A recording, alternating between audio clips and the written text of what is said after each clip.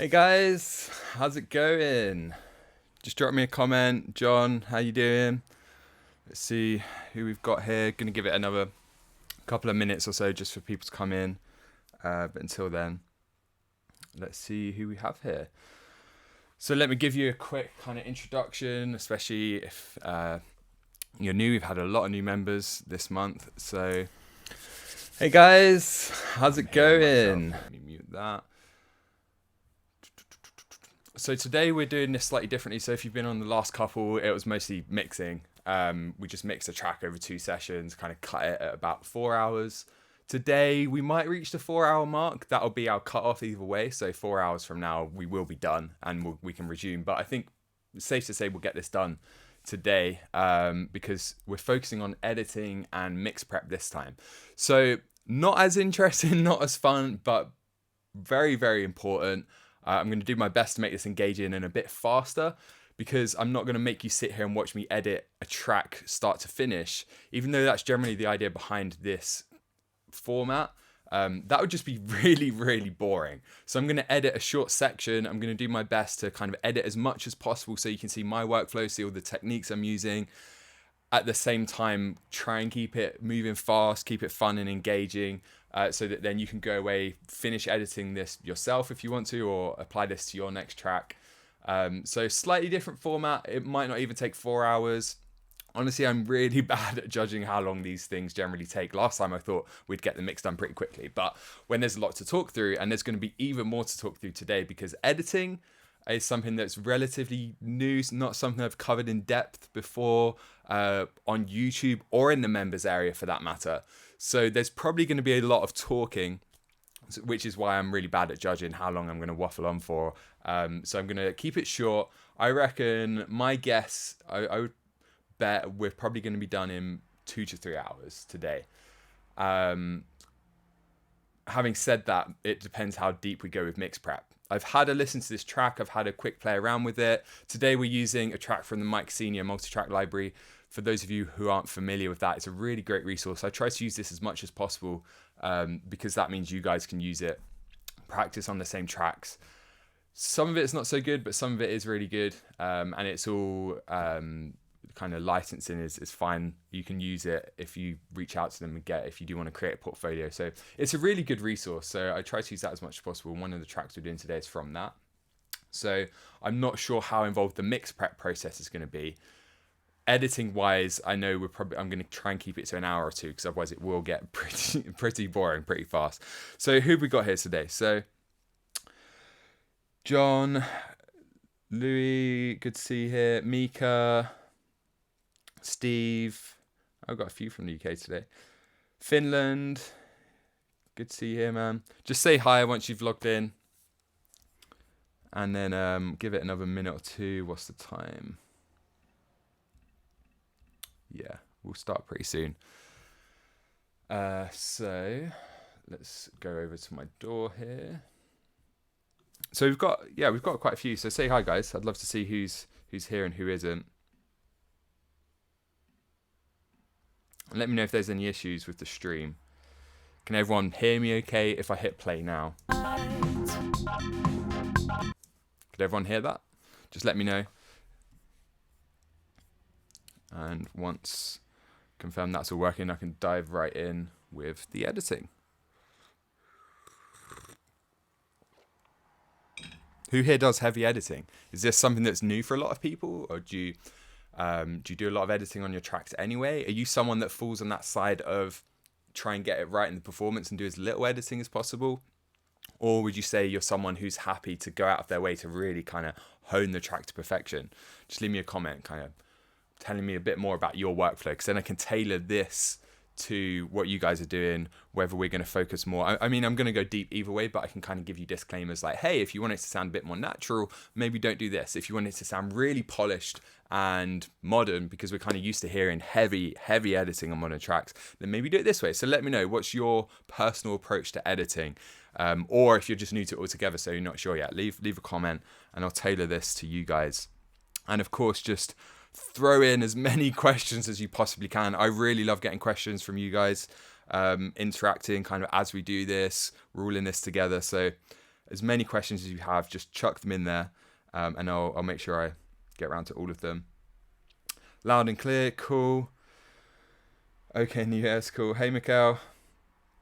I try to get the best out of the performance and only edit what's necessary. Okay, so a bit more of a natural approach. Is there a way to watch video full screen and same time follow the chat? I'm not sure actually. Sometimes I'm not sure about full screen, but there's like there's a button you can click to like make the viewer bigger. Hold on, let me see if I can find it. Other than that, I'm not sure if there is. Let's have a look here. I can actually show you. And then we'll dive in, because I think everyone who's going to be here is here for now. And for anyone who's not done one of these before, we will take breaks. We're not going to go 4 hours all out. We'll take breaks. So yeah, no, so we don't have that button there. So use the pop-up chat in the corner.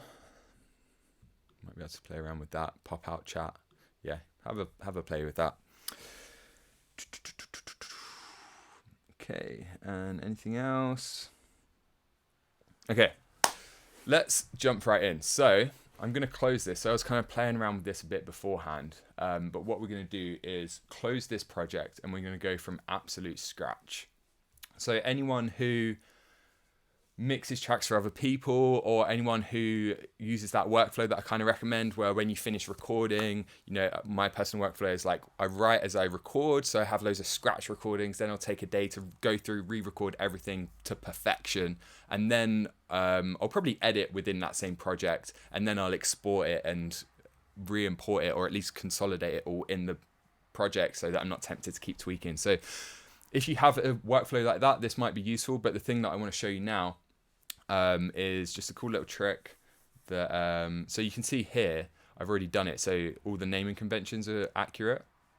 But if we extract this file again, and this is really useful, so besides the workflow thing, this is really useful if you do mix for other people, or if you collaborate with someone else and they send you files, and what you notice is you get this really annoying thing where everything has a number in front of it, and you can go through and you can obviously just manually remove them.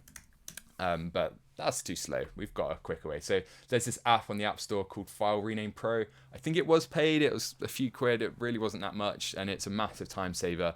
And what I can do here is just drag it.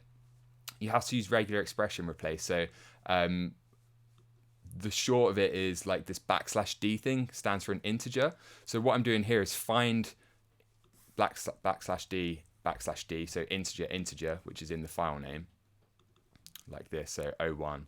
Or 17, for example, and then the underscore, which is just the underscore there, and replace it with nothing. So you can see here, before it's like that, after it's like that, I just hit rename,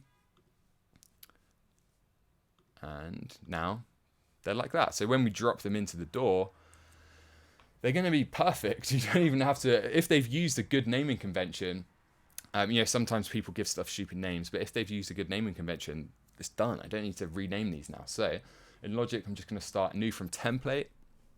I'm going to go to just my general template. This has got some plugins on it that we're not going to be playing around with just yet. So let's bypass all of that. And this is just, again, gives us a bit of a head start. So later on, when it comes to mix bus processing, which won't be today, I'm not even sure if we'll finish mixing this track. That's kind of, I'll leave that out to you guys.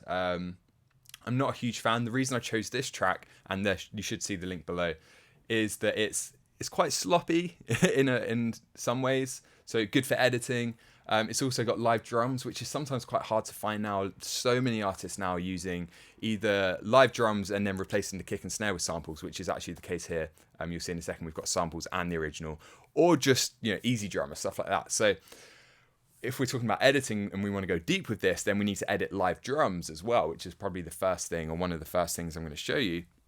So this was a good track for that. Having said that, not sure if we'll continue this and mix it. Maybe, maybe not. I'll kind of ask you guys towards the end of this, see if you're sick of it or not. So template's open. I'm just going to drop all of those files on here. And we just go all the way back to the beginning. Create new tracks.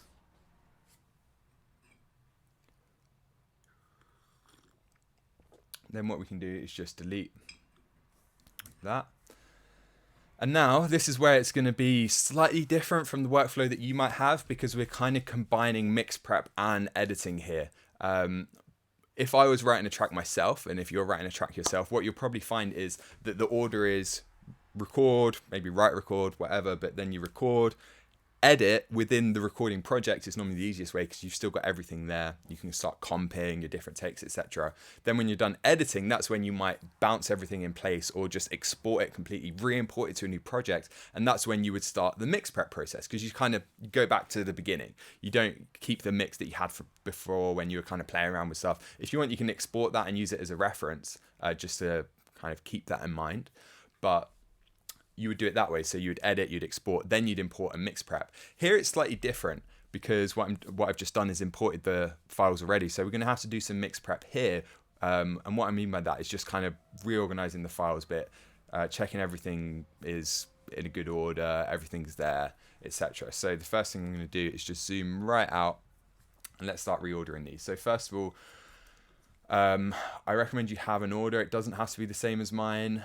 For some reason, I've just got into the habit of putting, actually for this one, if anyone else does do this, let me explain. So the lead vocal, it's split over 2 tracks. So we've got like a verse lead vocal and a chorus lead vocal, which is quite common. You see that quite a lot. So instead of keeping my kind of default lead vocal channel from this preset, I'm just going to, or this template rather, I'm just going to delete that, go to these. So for the order, I tend to go vocals, then drums, and I'll do kick first, then snare, then the rest of the drums. So we've only got a hat sample here, which is kind of odd, but then we've got a floor tom, which I'll put that above. Then we've got the overhead, so I'll keep all the acoustic stuff together, and then we can put like hat sample afterwards, and stuff like that, shaker. So that's all good. Then we've got our claps, so percussion I'd normally put after that, and this really doesn't matter. What matters is having an order that you're kind of used to, because then you don't have to think about it too much. You just drag it and you get used to navigating your files. So then we've got the claps. Then I tend to do bass, so we're kind of going from the foundation up. Bass synth. Then we've got all these guitars, backing vocals I'm going to pull up there. Guitars, synth pad. Cool, so that'll do for order. So what do we edit first? What's the process here? Or even before that, why edit? Maybe we should talk about that. So if you want your tracks to sound modern, if you want them to sound really finished, have that polished touch, I think you'd be surprised at how much editing goes on in a professional track.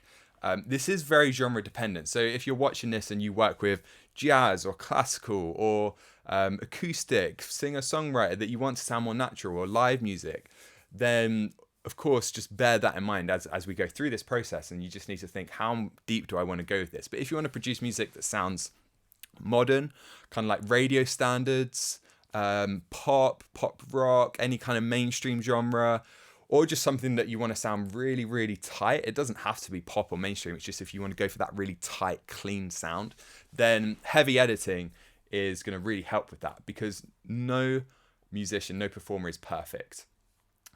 And what we're used to hearing on the radio, even if it's a rock band, even if it's an acoustic setup, I'm using rock here because that's what you guys voted for. It's got some electronic elements, because that was the second biggest vote for the genre to use this week. Next time we'll do a proper electronic track, because we've done a couple of rock tracks now, and then quite a few of you voted for metal, so we'll do a hardcore track, a metal track.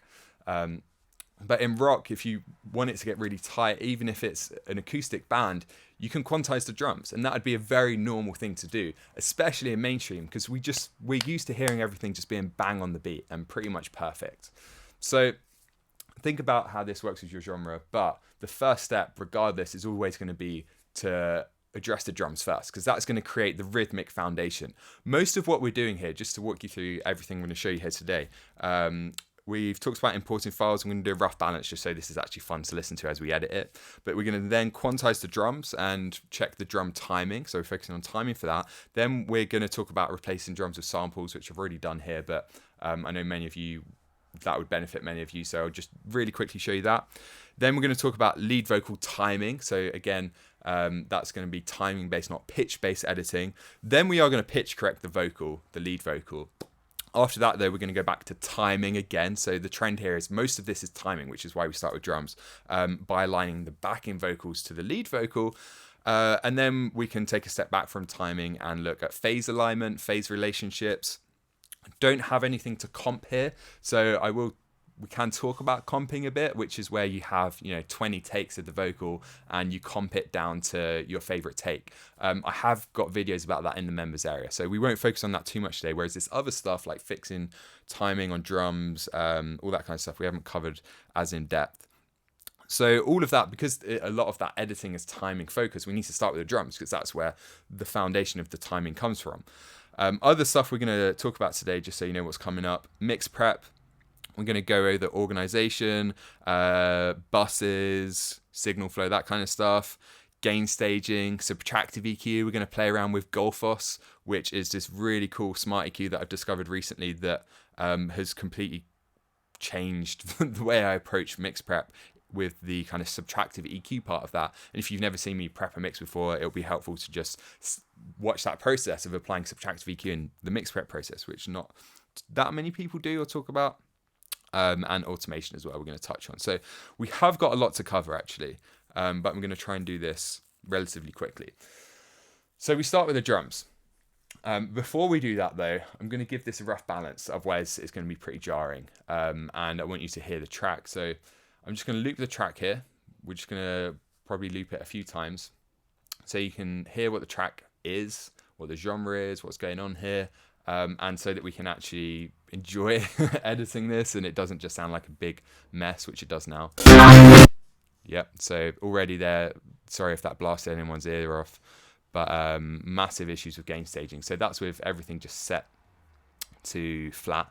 So the first thing we can do there is just cut this output. I hope that didn't blow anyone's speakers up. Really sorry about that.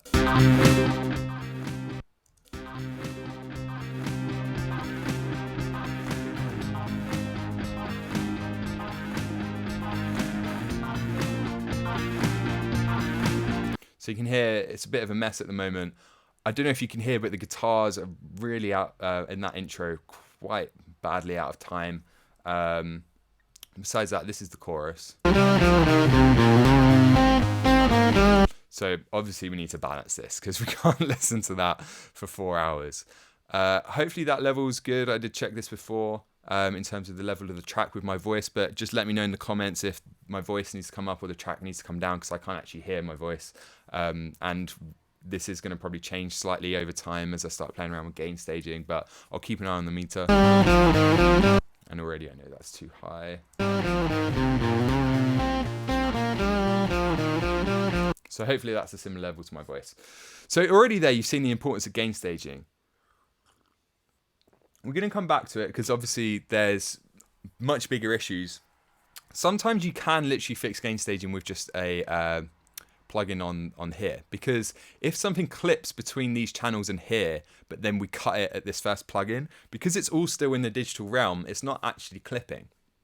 If it was clipping on the channel itself, even then, if we cut it on the output, it still wouldn't be clipping on the output. So one of these channels could be clipping at +10, as long as we cut it somewhere within our DAW, and even if that somewhere is on our stereo out, it doesn't matter, it's not going to clip. The only thing that matters is if it clips here on the stereo out.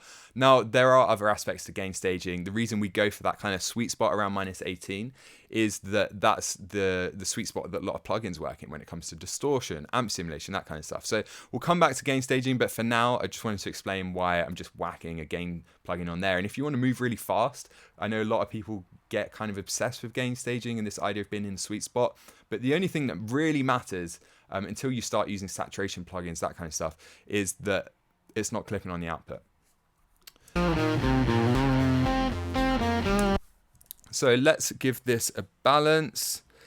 Yeah, they did record it a bit hot. Tell me about it. It's that's really bad. That clipped pretty aggressively. So let's give this a balance. And I'm going to start with this final chorus here.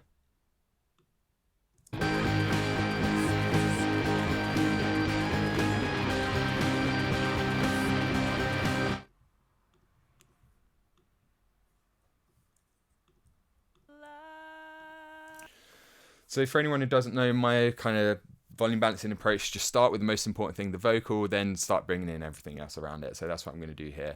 We can play around with panning a bit, again, just to make it more enjoyable to listen to. But I normally do the actual panning like way later, towards the end of the mix. So any panning I'm doing here is just kind of temporary. It might stay the way, it might not. It's just so this is more enjoyable to listen to. And that will also impact the level that you put the fader, because if you pan something to the left or to the right, it does change the volume of that thing in the mix.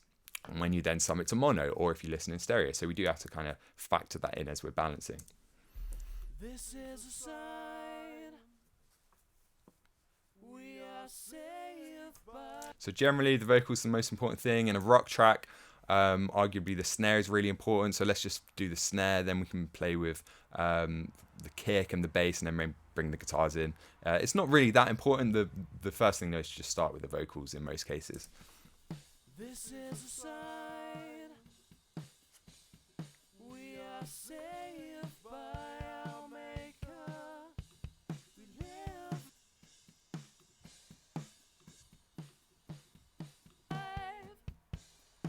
This is our cry. I'm just going to reorganize these a bit because I prefer the sample to be underneath the acoustic. Sorry about my voice today. I'm a bit, it's that time of year. This is a sign we are saved by our Maker. We live life.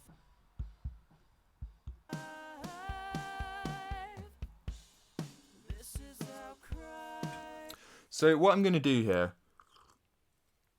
and this isn't ideal because we're kind of merging two different processes here.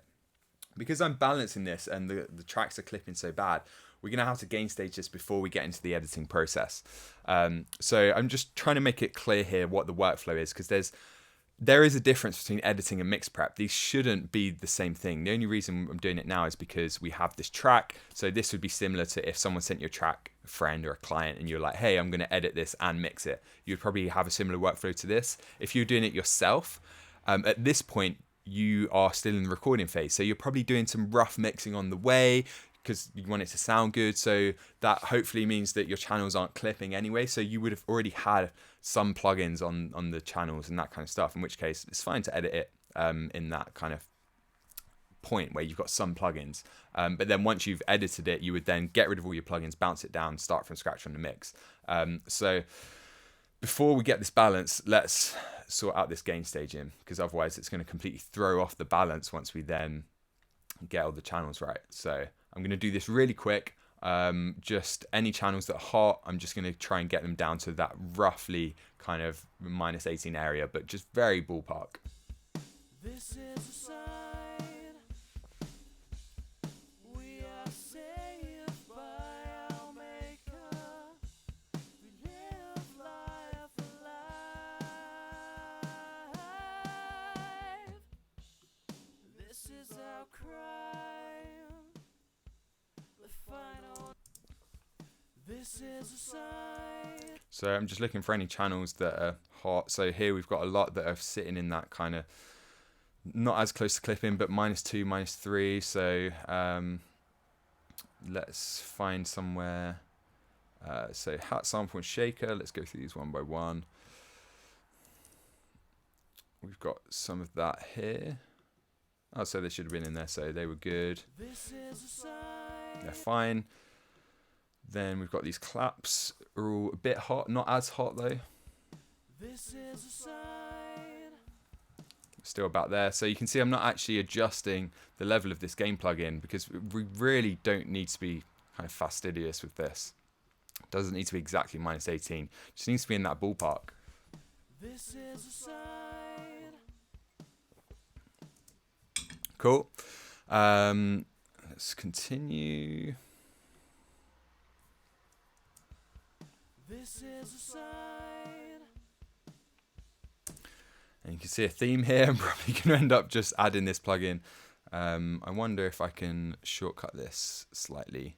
I'm not sure if this will work. I've never actually tried this before. But I wonder if I can copy this to all of them. No. And if we add it, I don't think it will tweak the level at the same time. So we're just going to have to copy this across. So the question is, was this recorded really hot? Probably. So you can see here, this is a mistake you want to avoid. A lot of this is acoustic. We've got, so that hat sample and that shaker sample were fine, but everything else that seems to have been recorded acoustically, like these electrics, even though that's a DI, that's still, I would still kind of class that as acoustic. What I mean is just instruments as opposed to synths. Everything's been recorded really hot, so they were just probably kind of falling into that trap of recording things hot. So let's see.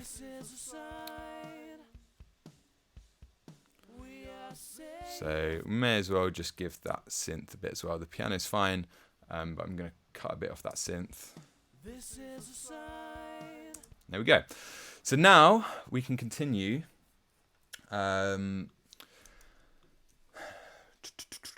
You know what? Let's bust these as well.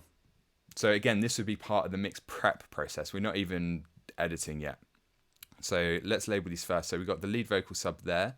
Then let's do drums, bass, guitar, and then keys. Technically drums, that should be percussion because we have got some percussion in there as well. Oh, hold on, that's the wrong one. Just labeled those wrongly. So these are actually my subgroups. So that should be, so subgroups are things that would come before your group groups. So group groups, this is what we want to use here. So that's how I kind of layer it. I have like channels, which would be just individual channels, then subgroups, which is where you just want to put a few channels together. So for example, here, snare, we've got 3 different snare channels. We've got 2 mics on the snare for some reason. We'll just pick a best. We don't need 2 mics on the snare, but at least that leaves us with options. But we've also got a sample. And then when it comes to mixing these, EQ and compression, I'm going to want to do them together. So I'd create a subgroup because I also want that snare to go into the drum group, which is just the whole drums and all the percussion. So we have these kind of layers, individual channels, some subgroups like lead vocal, snare, kick, maybe bass, maybe guitars. And then we've got our kind of main groups, which are then our instrument groups. So that's where we're going: percussion, bass, and guitar, and keys.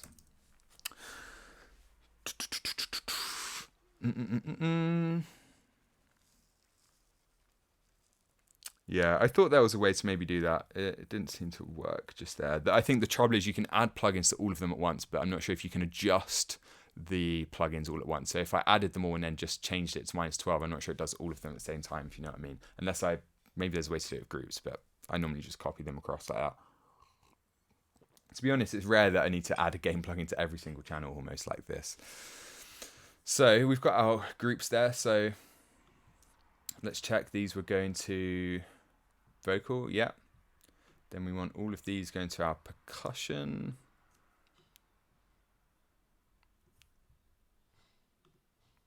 Then we've got bass. Loads of guitars. Honestly, probably too many guitars. I think less is often more with guitars. If you want a bigger sound, the more you add, sometimes it actually gets smaller.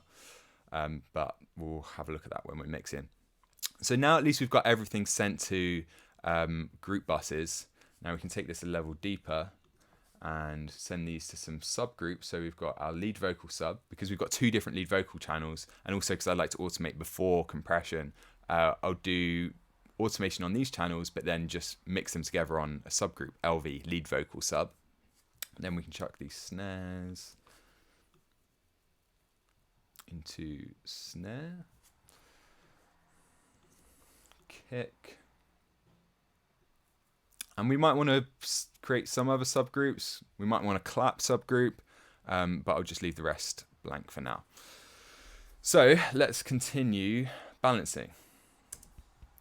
This is a sign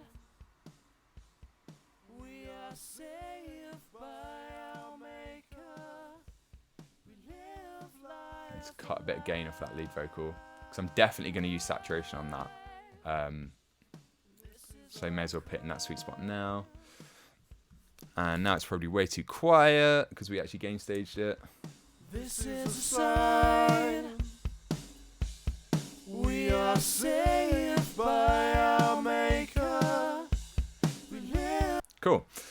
Okay, so balance, then we can dive in with the editing. This is a sign we are saved by our maker. So I don't know if anyone else can hear that, but as soon as I bring that kick sample up, we lose all the low end in the kick. This is a sign we are saved by our maker. Which shows that there's a phase issue there. So this is something I'm going to come back to later. I'm actually just going to leave that down for now, because I think the kick sounds pretty good. I'm not sure it needs a sample. So let's just leave that down for now. We'll still edit it.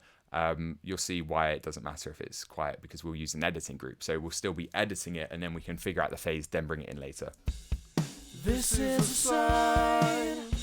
I like to have the overheads really loud when I edit, because normally when you hear weird stuff going on when you start editing drums, it's on the cymbals. So you want to make sure you can actually hear that. So now that we've got the overheads up, this is a sign. Might have to bring the whole drum group down. This is a sign we are saved by our maker. Cool. Ha. This is a sign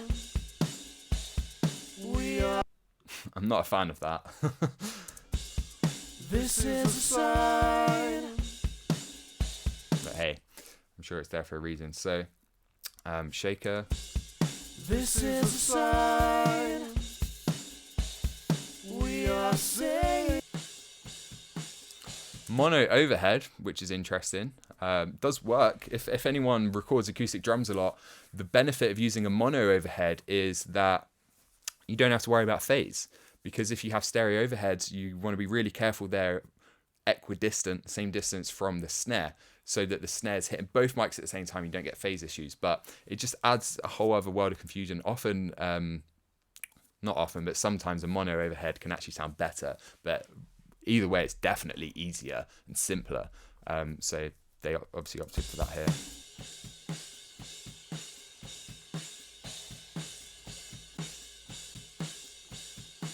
It's a stereo track, but there's no stereo spread on it at all.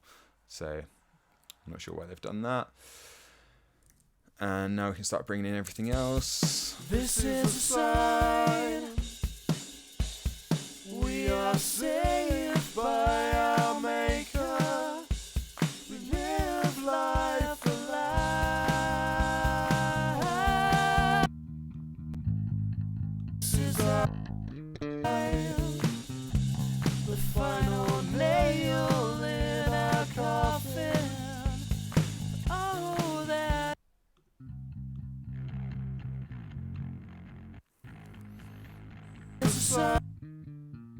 So they've got a clean amp.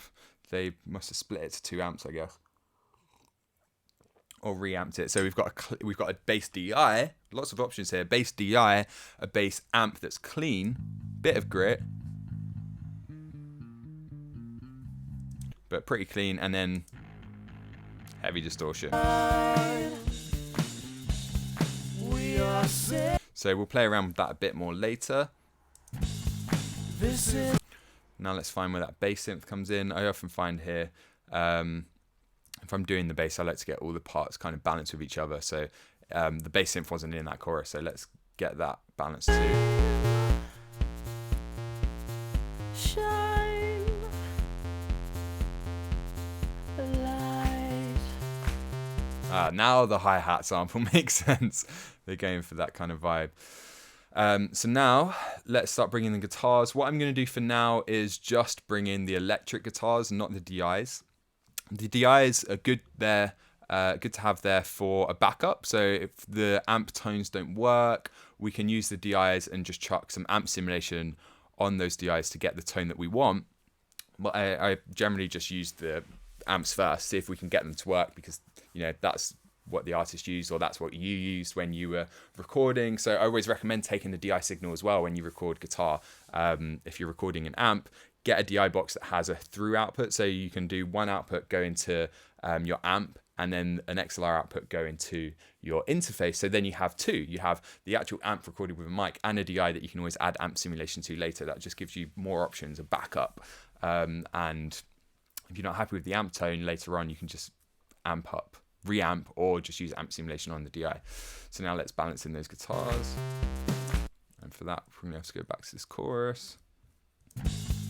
This is a sign we are saved. So first guitar is only here.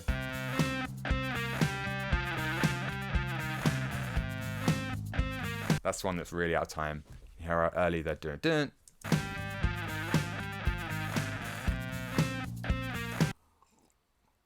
That's going to need a lot of work.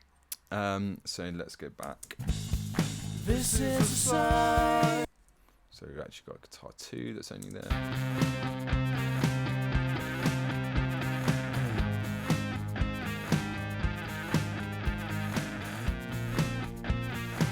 Okay. This is a sign we are saved by our Maker. Live life alive.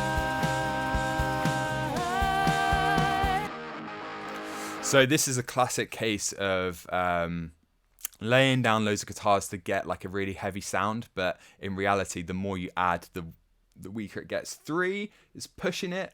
2 is just always enough. Just hard left, hard right rhythm, distortion, if you want it. And that's, if you want a heavy sound, that's all you need. Obviously, there are some artists that really experiment with that wall of sound where you have like, Smashing Pumpkins, where they used to record like 20 guitar tracks. And it does work, but it's harder to work with. It's not as clean. So we might end up muting some of these, because that's just the same. Okay, so that's a bit different. Fair enough, that's a bit different. That's exactly the same. That's exactly the same. So, for example, if we soloed these guitars.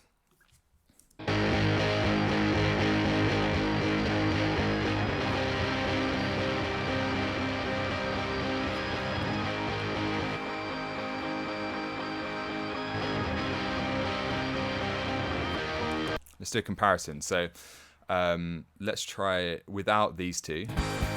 This is a sign. Bring those in. This is a sign. So that's added volume, so it's not a fair comparison. We'll play around with this more later if we mix this, but my gut instinct here is that we'll probably end up muting 2 of those guitars. We basically got the same thing. Different tone, yes. But the same rhythm part. So we'll leave them in for now, but I'll probably end up muting 2 of those. This is a sign we are saved by our Maker. Live life alive.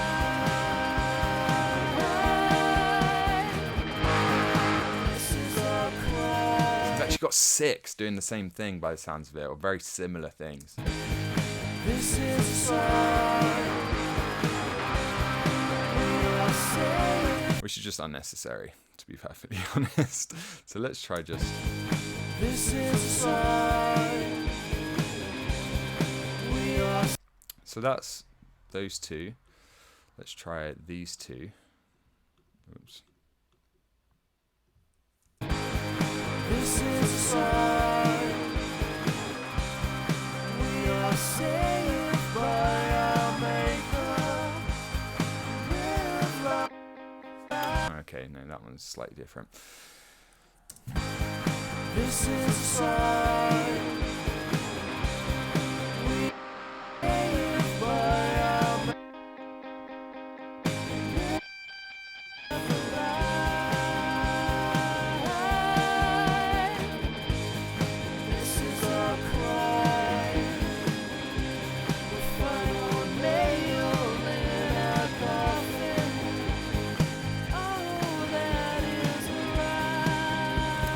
that'll do. That's listenable.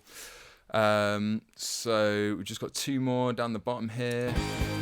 This is a sign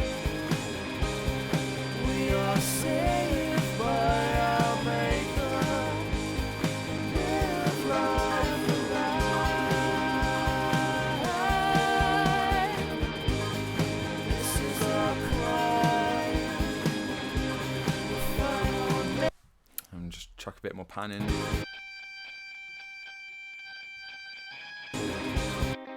We are saved by our Maker. Live life.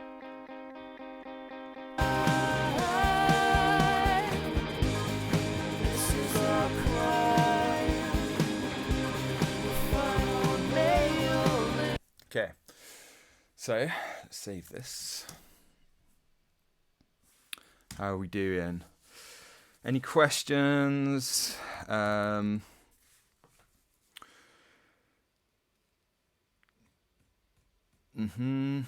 is more of a metal thing, yeah. The tones are definitely different. That's something we'll explore later on. Even if it's just a case of picking the best ones, which it probably will be the case. We can try using all 4, but yeah, we'll come back to that. For now, at least we've got a rough balance going, so we can dive in with the edit. So, any questions before we dive into the editing process? So we can kind of call that, we've pretty much done a few steps of the mix prep process. So we balanced, we kind of rearranged the file, the channels.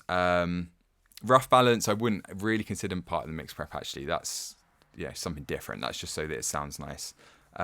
We've done some bussing, we've done some gain staging. So we'll come back and finish all of that mix prep stuff later.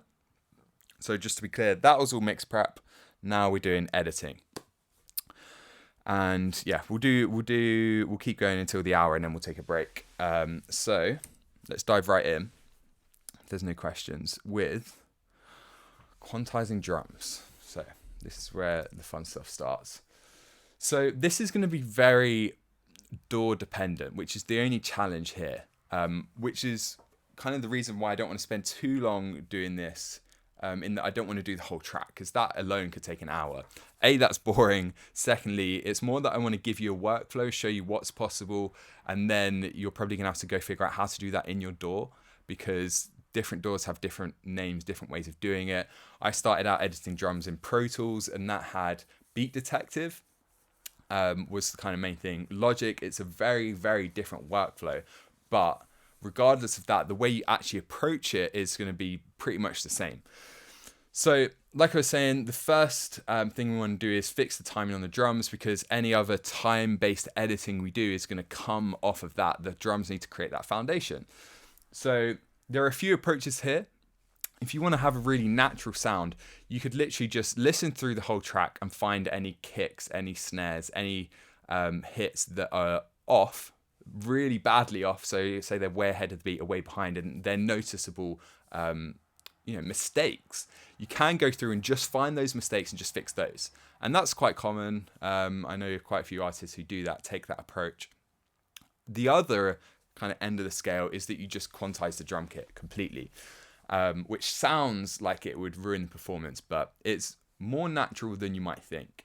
And it's also more effective, and it does sound really tight when you do this. So this works really well on acoustic drums if you're working with something like Easy Drummer, or if you're even playing in MIDI drums yourself and then using drum software. Then the way that you do this is going to be very different, because then you would just quantize the MIDI notes. That's really easy, really simple to quantizing MIDI.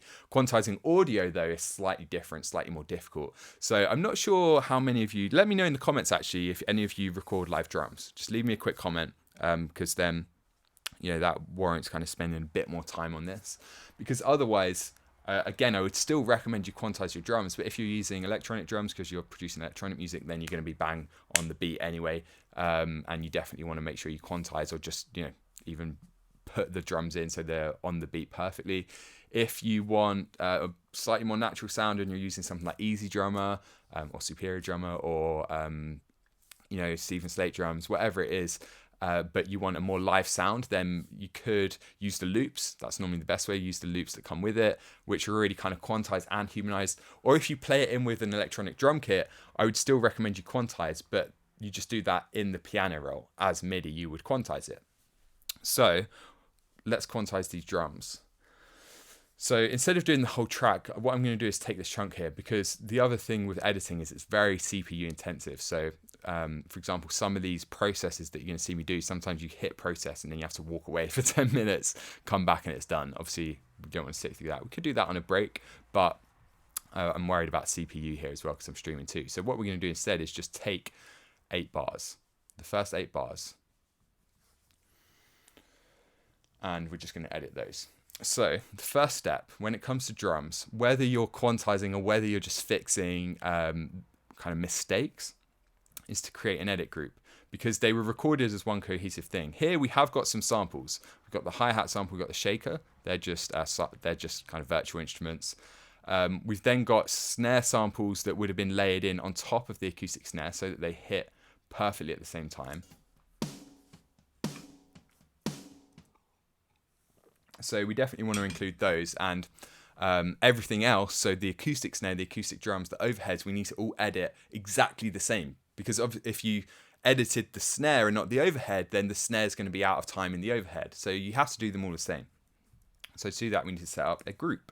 So we're going to put everything besides these two, because these are just kind of independent virtual instruments. The claps as well, we can do them separately, or we can just leave them unquantized to give it more of a kind of natural feel.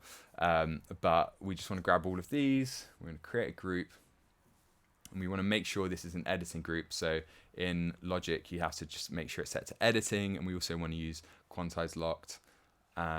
So any DAW will have groups like that, and you just need to make sure the settings checked, whereby if I select these or start editing, let's say, for example, I cut them and start moving these around, you can see it's moving the kick, the snare, the overheads all at once. So everything we do is exactly the same. So that's the first step. Now, if you were to just fix beats that were slightly off, or, you know, behind, ahead of the beat, or you want to edit everything, for example, let's say there's a really important hit where there's silence and then everything comes in at the same time on the chorus, maybe you want to make sure everything's just bang on the beat. So you go through and you edit everything one by one. So what you would do there is you would just grab the thing you want. So this is the kick, and let's solo the drums. Or in fact, let's just mute everything else. Let's mute the shakers too.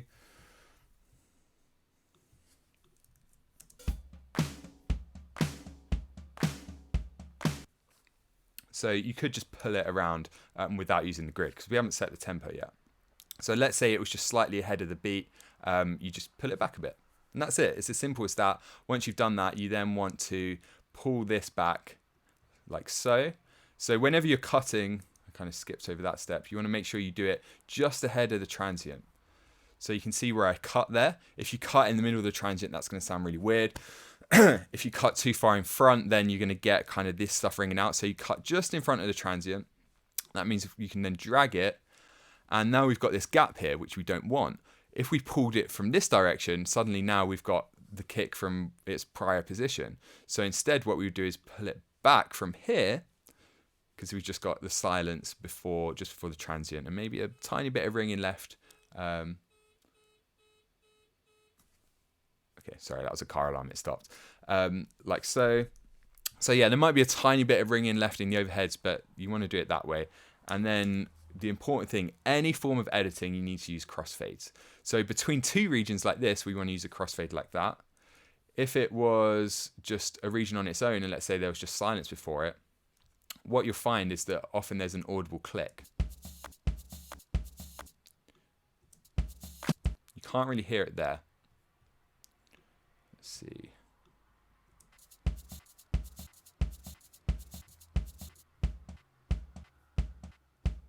So it's not too audible there, but what you find is sometimes when you just go from no region to having a region, and this is, most of you hopefully are familiar with this anyway, you need to make sure that there's a small crossfade. So even if it's like that, you still need to use a crossfade. And it does not a fade as in, you know, slowly fading in.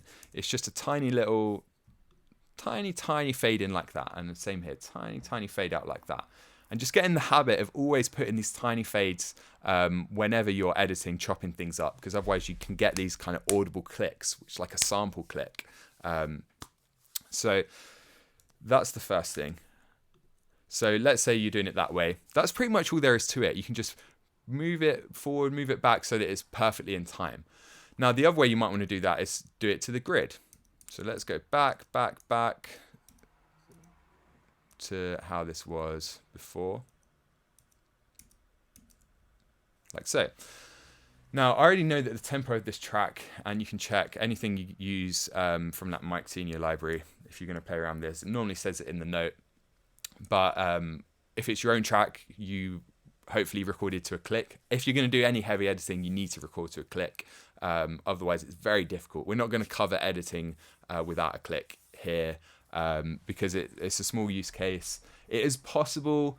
You can, in Logic, you can use, I think it's called Smart Tempo. I'm not sure what the name of that feature is, but there's a feature that will basically align the BPM to an instrument. So you can, select the bass guitar, for example, and it will just kind of sync up the beats per minute to that. So if you didn't record to a click, and let's say suddenly the band speeds up just for a couple of bars, Logic will detect that. But we're not going to cover that here. If you're going to do heavy editing, and just in general, I really do recommend that you record to a click. So if that's the case, you're working on your own stuff, it should already be there. If you're working on someone else's, you just need to set the project to the right tempo. And already here you can see they've done this right, because they left 2 bars, then the band comes in.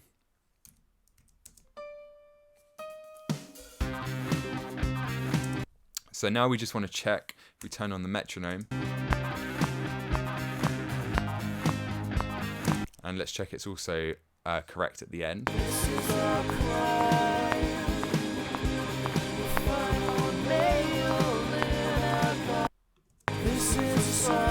So it looks like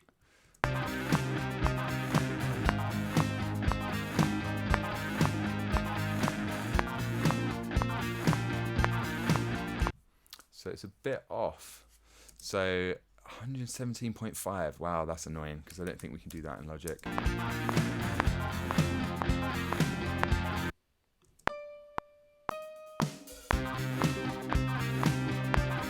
So what we do instead is, first of all, let's make sure this is perfectly on the beat. And to do that, we're going to have to trim everything like so. So I just selected everything with Command A. And then we're going to, because we want to keep the whole band in time with themselves, we're just going to line up this. We'll trust that the drummer was most on time, which isn't always the case. But let's see.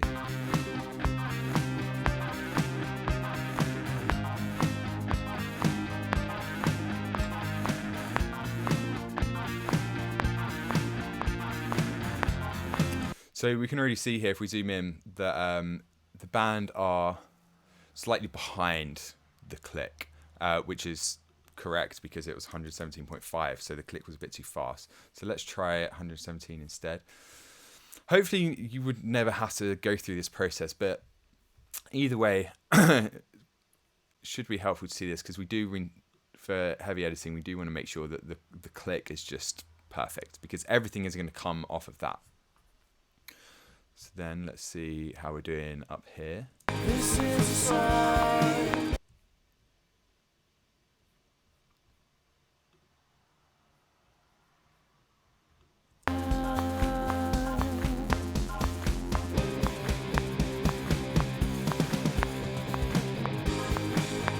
yeah, so let's see, I'm pretty sure you can't do it. Ah, maybe you can. Oh, wow, okay. That's lucky. So, never happened before. So if you ever come across something that's 0.5 on the BPM, Logic supports it, which is good to know. Now let's check. This is a sign we are saved by our maker. Okay. So now we're synced to the grid. John, apart from tambourine, etc., no, I use the logic loops. So yeah, if no one's commented, I'm guessing no one kind of frequently uses audio drums. Obviously, I'm going to do this anyway because it's a good skill to have. But speak now, definitely, if you do work with acoustic drums a lot, because I'm still going to do this for anyone that's watching the replay as well. But I won't spend as long on it if it's kind of evident that no one's really working with acoustic drums that much. I had a drum record something in my studio in Quantize, but Reaper lets me do it manually, so I only brought the off hits time, or only move the first hit. And that's the kind of the quickest way to do it, the most natural, is just fixing those mistakes. But we're going to go deeper here because honestly, if you want a modern sound and you want it to sound really polished, you do need to quantize the drums and make sure it's just perfect. And unless you're working with the absolute best drummers in the world, and even then, they probably have some help. You're going to want to quantize the drums and then kind of align everything else to that. Y117.5. Yeah, it's really weird. I've literally never come across that before. But hey ho, it worked. So let's take a break there actually, before we dive in and edit these. Just the one thing I want to say before we come back, before we move on to quantizing drums, is even when you're just doing that kind of approach that Lou was just talking about, where you fix just one or two hits that are too early or too late because they were mistakes, I would recommend that you don't use flex time or whatever that feature is called in your DAW. So most DAWs now have a way, whether it's called flex time, I can't even remember what it's called in Pro Tools now, where instead of kind of slicing things and just moving them, so let's say we just slice this region like so. And what we're doing here, if we move this, is we're not stretching the audio in any way or making it shorter. We're just moving that region around. So we're making it earlier, making it later. Now there is, I'm not going to turn it on because we're going to play around with the Flex engine in a bit and I don't want to screw it up here before we start doing it. But there is a way you could stretch this instead. So let's say the beat is a bit too early. What you could do is stretch the beat just before it so that it kind of aligns that second beat with the grid. But the issue with stretching is that it adds these kind of noticeable artifacts. It sounds weird, basically. So you can get away with stretching or quantizing by using flex pitch on really kind of unimportant parts, maybe percussion, maybe guitars, that kind of stuff. But generally, when you're editing, instead of using flex, for the most important instruments, you just want to cut regions like this and move stuff. Not stretch, not compress, but just move to the beat. And then, as you saw me do a second before, you've then got this silence, but you can just pull it back like so, and then you can cover up that silence. Or quite often you don't even notice the silence because if you just make it really short. But that's the way you want to approach this. So you're going to see me do this with quantizing afterwards. I'm not just going to turn off flex and hit the quantize button. Like I said, you can do that if you want on less important parts, but if you do that on drums, it would just sound really phasey, really weird. It degrades the audio quality. So what we're going to do instead is chop it up into individual snare hits and kicks and then quantize the regions, move the regions into place. So let's take a break there. It's been about an hour. So my guess is we are probably going to be here for at least another 2 hours. So we'll take 10 minutes now. Let's kind of say it's on the hour. So we'll come back at 10 past the hour and I'll see you guys in just a minute.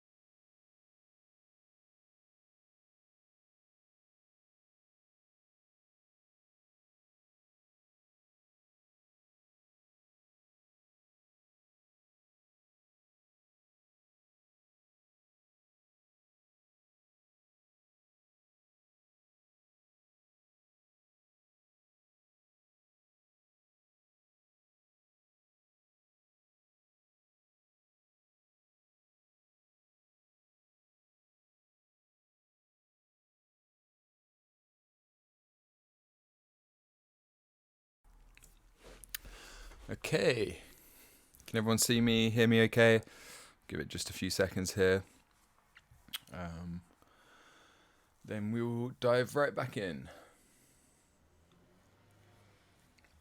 Yep, looks like everything should be good.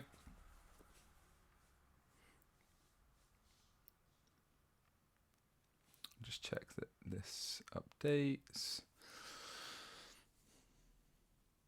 Okay, so welcome back. Hope everyone's good. Let's dive right in with drum editing. So as I was saying just before we left there, we're going to edit this by cutting up the regions and then quantizing the regions, not by quantizing with flex time or any kind of feature of your DAW that expands and compresses the audio. And I mean compresses in like time-based, not as in like compression. So what we're going to do here is just do this for the first, let's say the first 16 bars. So we'll cut there, or we may as well do the intro as well. So let's just cut at 19. So I'm going to flick back and forth between having groups engaged and having them unengaged. I'll talk through some of the things I'm doing here because I know quite a lot of you use Logic, but like I said, you will have to go away and see how some of this actually works in your DAW. But the things that I'm going to be doing quite often for Logic users is flicking between the tools. So T, I to cut, T, A to fade, T, T to go back to that, the pointer. I think that's pretty much all I'll be using here. I'm also going to use the shortcut Shift G to disable and enable groups. So this is with group disabled. You can see I can select things, move them around independently. And then if I hit Shift G, now the group's enabled and I can move things around together. One other thing I'm probably going to use is Command G, which is snap to grid, because sometimes we want to do things to the grid. Again, every DAW will have these shortcuts, so you might just have to check what they are in your DAW if it's not Logic. But most of the things we'll do here to the grid, as in like to the beat or to the 16th note, etc. But some things we won't want to do to the grid, so we can turn off snap with Command G. So just a few shortcuts there. Let's see. Cool. So the first thing we want to do is turn off groups just for a second here, because to slice these up, what we need to do is slice them at the transients. Now, the first step is to figure out what we're going to slice. So are we going to slice everything? Because if you remember, we're going to do this as a group. So we're going to slice everything by every hit. So for example, let's say there's a hi-hat that's doing 16th notes. And then there's kicks and snares that are on the beat, but only once per bar. Say one for the kick. So 1, 2, 3, 4. 1, 2, 3, 4. Snare maybe it's just once per bar as well. 1, 2, 3, 4. 1, 2, 3, 4. But if we just cut those, then there might be a hi-hat that's doing 1 and 2 and 3 and 4 and I'm doing 30 seconds there, but 1 and 2 and 3 and 4 and, which is 16th note. So how do we cut? And what I recommend you do is, first of all, decide, and this depends on how deep you want to go with this, but first of all, you need to decide whether you're just going to cut everything. So for example, the hi-hat normally might be kind of like the highest division or lowest division, depending on how you see it. So 16th notes or 32 notes, 30-second notes. So normally you can go by the hi-hat. Sometimes there might be toms that are on the offbeat as well. So generally I like to do at least 16th notes. But again, we don't need to cut where there's not a note hitting. So there's all these things to consider. But to make it really simple, what we're going to do is just prioritize here the kick, the snare, and we don't have a hi-hat mic. So we're not going to quantize the hi-hat. So instead, we're just going to quantize by whatever beat division the kick and the snare have. In this case, let's mute everything else again.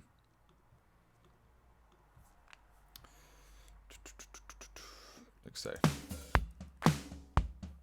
One. So we've just got very straightforward beat, kick on the 1, snare on the 3, but then we've got this hi-hat. Let's mute the claps as well, actually. And in Logic, you can just click and drag to mute stuff like that.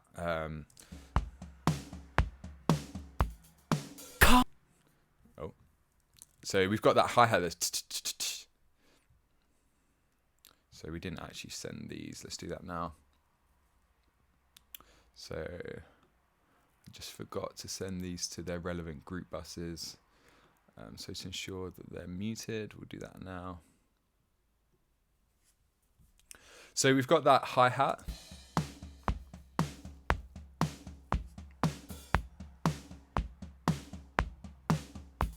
And we've got a floor tom. Boom, boom, boom, boom, boom, boom, boom, boom. And you can hear that 16th note. So basic music theory, on the beat, fourth notes is 1, 2, 3, 4. 16th notes is twice that, so it's 1 and 2 and 3 and 4 and 1 and 2 and 3 and 4 and 32nd notes is 1 E and a 2 E and a. So digga digga digga digga digga digga digga digga. Or 1 2 3 4 1 2 3 4 1 2 3 4 1 2 3 4 in this tempo. The floor tom is the fastest thing. Is the easiest way to explain it. Dun, dun, dun, dun. 1 and 2 and 3 and 4 and, which is 16th. So now we just need to decide. We figured out kind of where the beats align. So if we wanted to go kind of this end of the spectrum, which is just fully quantized, every single drum, every single beat quantized, then we would have to do it by 16th because that's the fastest note. So we would quantize it by the tom. On the other hand, if we did it by quarter notes, so for example, we just quantized by the kick and the snare, that means the tom's not going to be perfectly in time, boom, boom, boom, boom, boom, boom, because the boom, boom, boom, boom, the offbeat isn't going to be quantized. But that'll give us a slightly more natural feel because that means we're only quantizing the toms so that they're perfectly on the beat, on the actual beats, not on the between beats. So there is some kind of, room here for, it depends how deep you want to go. My natural instincts here, in fact, we could just try both, but my natural instincts here is to just make sure that we're really on the beat. So quarter notes, and those 16th notes we can just leave a bit looser. We'll see how that goes, and maybe I'll then do another kind of 8 bars with 16th notes just to show you that process. But now we've divided it down. So do we cut everything, or do we just cut the kick and the snare? Well, again, it depends on what you're doing it by. So let's say we wanted to edit it by the floor tom. That means we need to cut everything every time the floor tom hits. So I'm just going to start showing you this because I think it'll be easier than explaining. So let's say we did want to do it by the tom. The first step is, in Logic, we need to actually identify where the transients are. So we don't have to do that manually. We can go to the file editor here. We hit this little button and it will highlight the transients. Like so. So we've got the floor tom selected. Here are the transients. Let's solo that.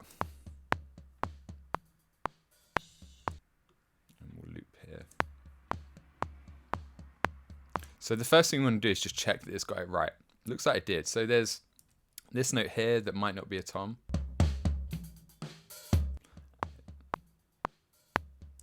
So see, those two aren't actually tom hits. These big ones are. So what we do is we just adjust this. And again, whether you're using Beat Detective in Pro Tools or another DAW, normally there's a way. You just need to look up. If you Google Beat Detective in Studio One, for example, it'll probably show you a similar workflow. Unfortunately, there's just no way I could cover every single DAW. First of all, I don't even have them all. So again there, that's actually not a tom hit. So we keep hitting that minus until that disappears. Everything else looks good. And what about here? Okay, so we've got all our transients on the tom. So we could just cut by those. And let me show you that. So we now turn on the group again.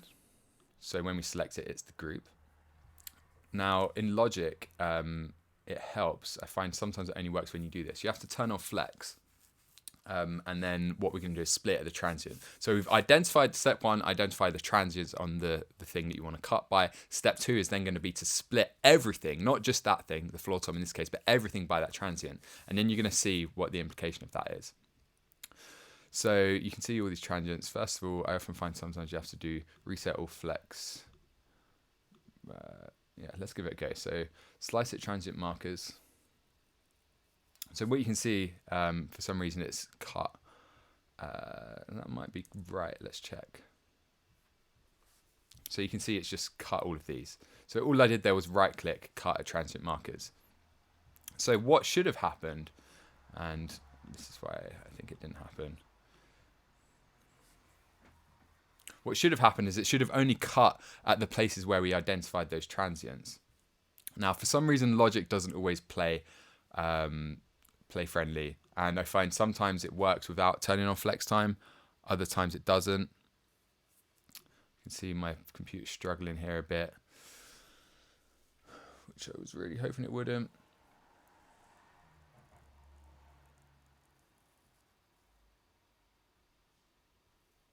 So let's try and get that to work. So we're going to undo that.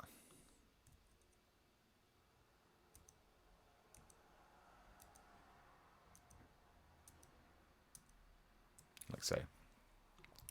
And sometimes you just have to do this Q thing. So let's try that. So now we've got some slight, that looks better. You can see it hasn't cut them there. So, and I find whatever software you use, whatever DAW, these features are always temperamental, and you just have to kind of figure out what works, what doesn't. So it looks like we've done it now. So what we're looking for is, as an example, we're only cutting where the tom hits. So it didn't cut there, which is what we wanted. But equally, it hasn't cut these floor toms. So I think we need to do that.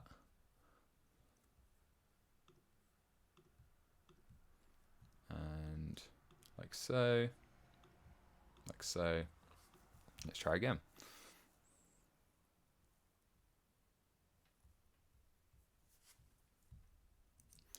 Getting there. So now let's try doing flex. It is a real nuisance that you have to do it this way. So just got to play around with this. And let's check those transients again. Might have accidentally undone that. So this.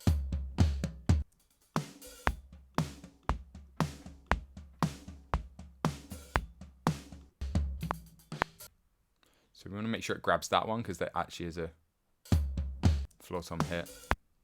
But we don't want that one. So let's see if I go negative.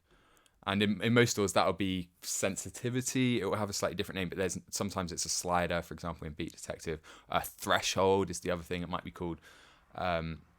It's always better to go too much because we want to quantize that beat there. But if we deselect enough to get rid of that one, which is actually a snare hit, I think, and we lose this floor tom hit. So we'll go for that for now.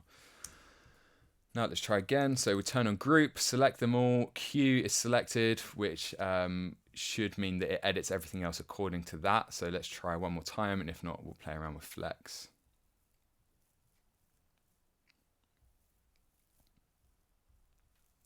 So it's missing some of those.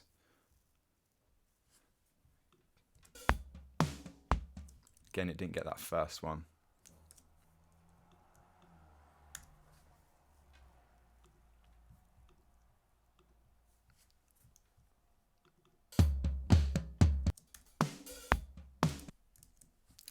Trust me, this is one of the downsides of Logic. In Pro Tools, it's pretty standard, kind of the workflow. It's been established kind of for a longer time, and Pro Tools just seems to be more efficient for editing. So this is the trouble that I run into with Logic. You get this conflict between the flex transients and the non-flex transients. So we're going to try one more time here. If not, we'll just move forward with how it does it. So I think there we finally got it. So you just have to play around with it. So what you can see now is we've got it pretty much sliced at 16th notes. Now, if there's any kick notes that haven't been sliced, so we didn't do that, or snare notes that haven't been sliced, then we would also go into the snare and repeat the process because we can cut it by two things at once. But because we did it by the floor tom there, which is 16th notes, most of those snare hits, kick hits have also been trimmed. So that's one way of doing it. The other way would be with quarter notes. So instead, we would repeat the same process, but on the kick and the snare. So we turn off the group. Bear with me, guys. We're kind of almost done here with this part of the process. So we turn off flex, we turn off the group, we select the kick, we go to the file editor, we bring up the transients, we check.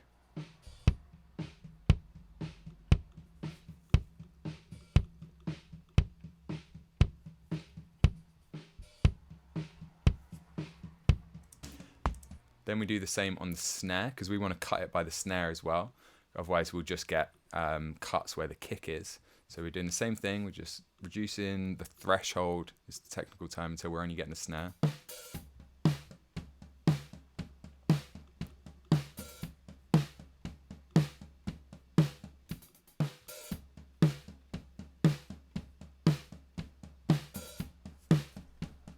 Cool. So then we go off of this, and this should be the way that it works, but let's see what happens. We then have to turn on Q on this as well. Then if we do slice at transient markers, we should have cuts at the kick and the snare. So luckily, Logic played along that time. So now you can see it's slightly different because the floor toms haven't been cut. So these in-between hits on the floor toms aren't going to get quantized now in the next process. So I've shown you both ways. You can either do it to the fastest thing if you want to really heavily quantize it, or you can go a step above and leave it a bit looser so that those in-between notes, the 1 and the 16th notes here, are left alone. So that's it for that. And normally that is one of the most frustrating elements. Not so much in Pro Tools, Beat Detective's quite good, but in Logic. So if you work with acoustic drums a lot, it's really worth kind of spending the time figuring out how you do this in your DAW. So I'm going to answer a couple of questions here before we move on. Hi Rob, have you ever used the flex time algorithm slicing? No, I haven't really experienced that too much. Is that what do you mean? Yeah, slicing. So that's what we're using here, slicing. And I'm using the break to leave a question here. Speaking of not using flex time, I'm interested to see how you go about fixing time discrepancies between your lead and backing vocals later on. Yeah, that's a completely different process. I actually use a plugin for that called Vocaline, which we'll cover. And if you do a lot of backing vocals and a lot of editing, it's just a much faster, easier way to do it. So now that we've got that done, we're going to turn off flex. And if you're a Logic user, you might be used to using the Quantize thing up here. But we're not going to use that because that's Quantize using flex. Instead, we need to go into the events window. We're going to highlight everything like you just saw me do there. We're going to select Quantize. We're going to select our note. So quarter note. So 1, 2, 3, 4. No, sorry, it's the kick. So it's so it's actually only quarter notes. Because we've split it, even though the kick and the snare individually only doing 1 per bar, together it's quarter notes like this. So we might have to undo that.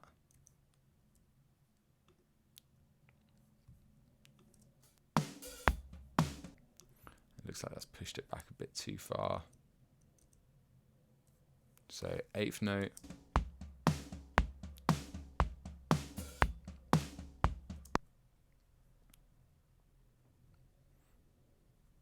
Zoom in there. So we want to go to the nearest whole note because that's where we've cut it. So quarter, like so. And we'll have to play around with that a bit in a second. But then we hit Q just to make sure it does it.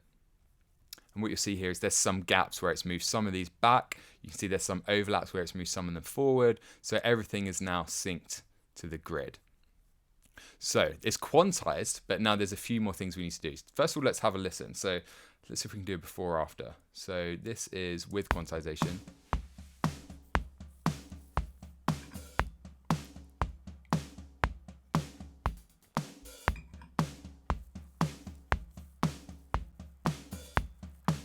So we need to clean up a few things there, but that's after quantization, and this is before.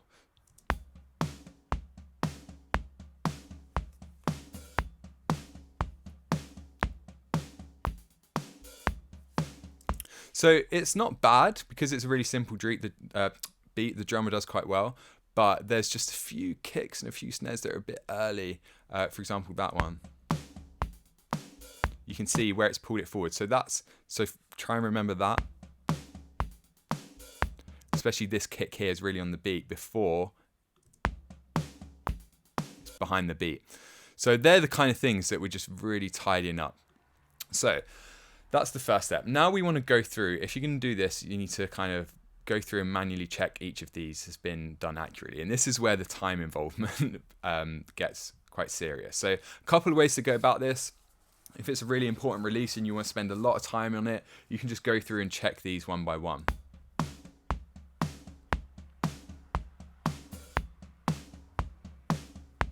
So just check it hasn't got anything kind of wrong or off the beat, and actually look at them and kind of go through and check. The other way is to just listen back and try to kind of hear any mistakes that might have happened.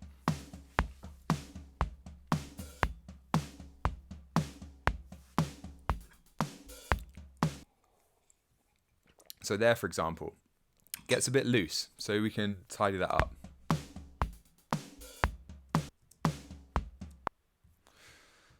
So let's loop that.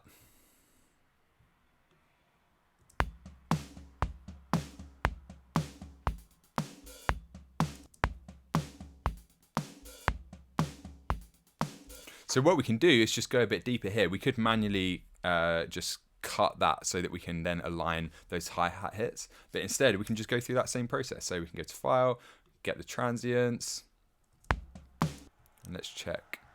It's got all of them. So it hasn't quite picked up all of them, but we got the main one. So if we just put the main ones on the beat there, that should be enough. So then we highlight the rest, turn on the group, highlight them, slice at transient markers, and yeah, we just need to turn off the group. No, we don't have to turn it off. We just need to do this. Hit Q.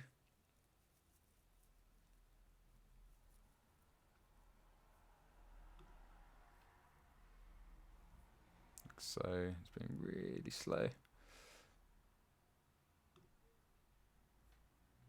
Q.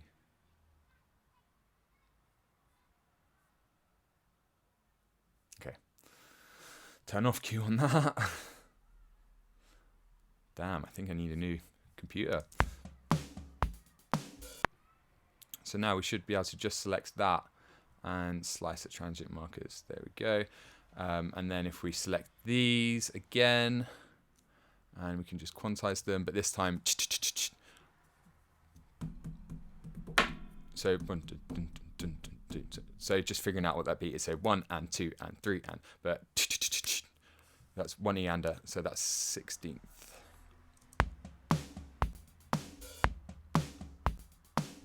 So already that's much, much better. So you can hear audible clicks. That's the stuff we're going to come back and fix later. Right now, we're just going through and checking the timing.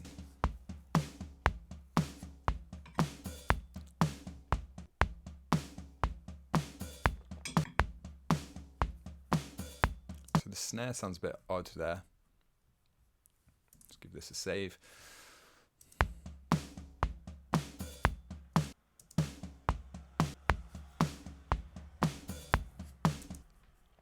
Sounds like almost like a flam, but I think it's just where it's cut that sample.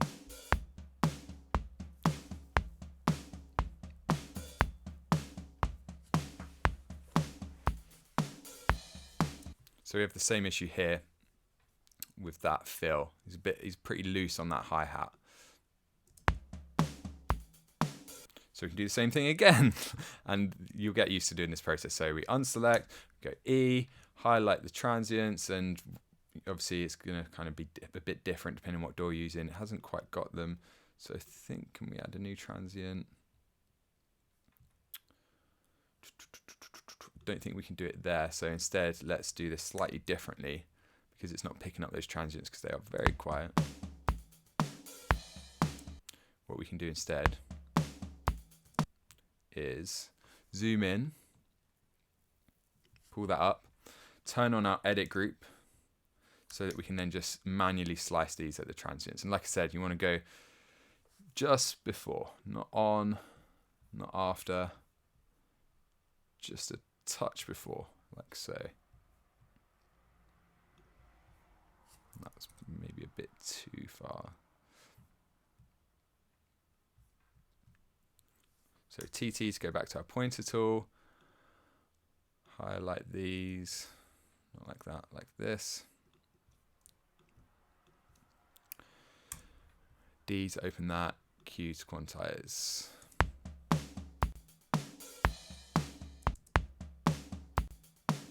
So I'm going to start playing around with the fade a bit here now, because otherwise, and I think it's just because we've pushed it.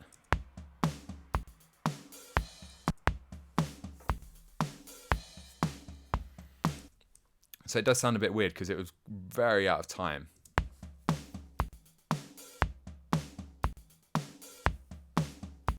So all those other little clicks and stuff we can leave in because they're not pushed out that bad. But here, it's getting... And it might be because we're just quantizing a bit too much. So let's just play around with this a bit. Let's try deleting that, putting that just a bit early, but then the following beats.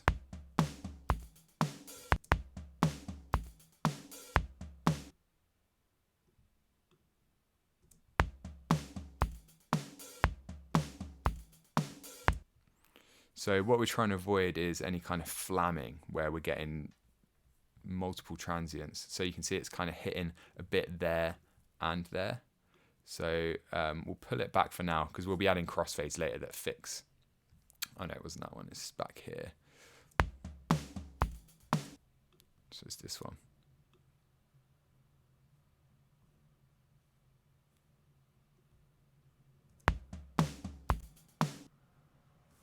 So let's try pulling that as well.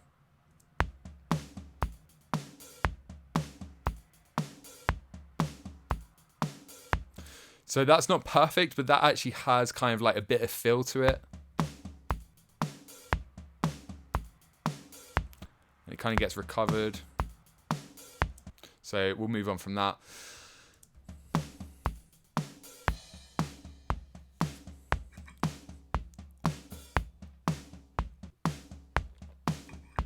So yeah, you get the idea. I'm not going to do this properly, even though we're only, and you can see how time consuming this can get. Even though we're only doing 16 bars already, we spent kind of 10 minutes probably there just going through.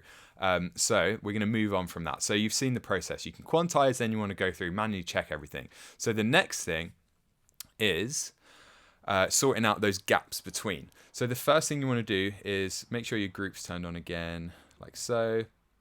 Highlight everything. So you might be highlighting the whole track. You might be highlighting just sections.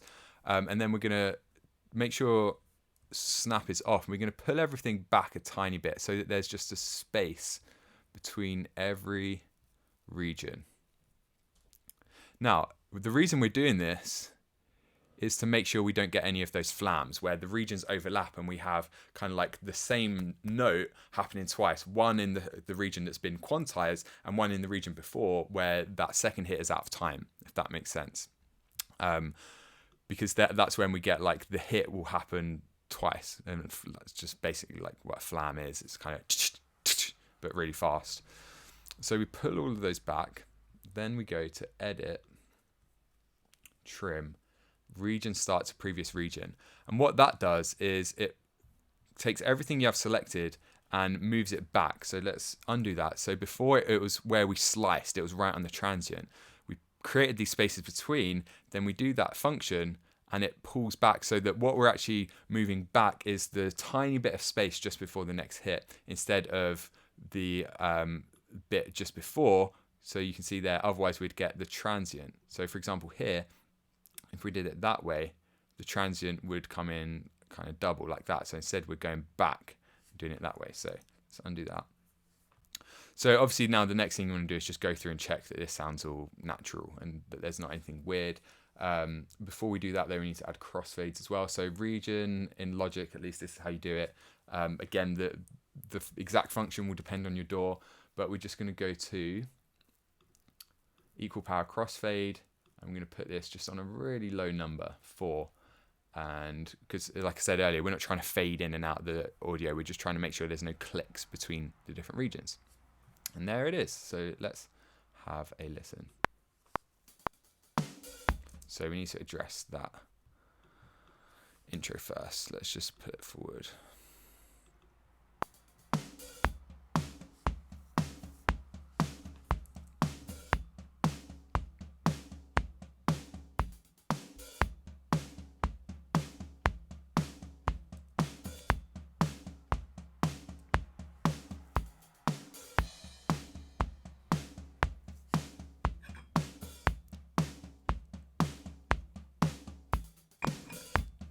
So there's still issues there, for example.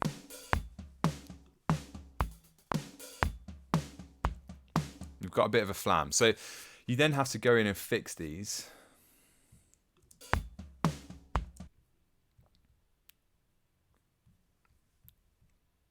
And you can just play around with it a bit.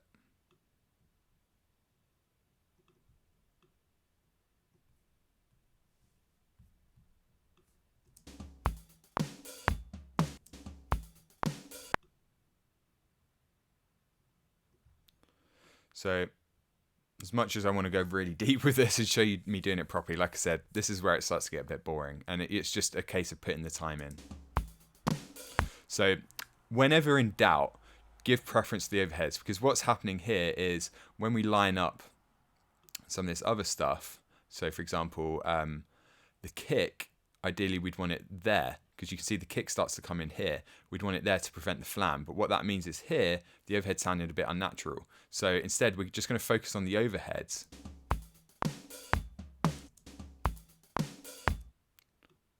And this is where it gets difficult. So when in doubt, give priority to the overheads. But what we might have to do here is just play around with this. So that's where it was meant to come in. They were really early. So instead we want to do that.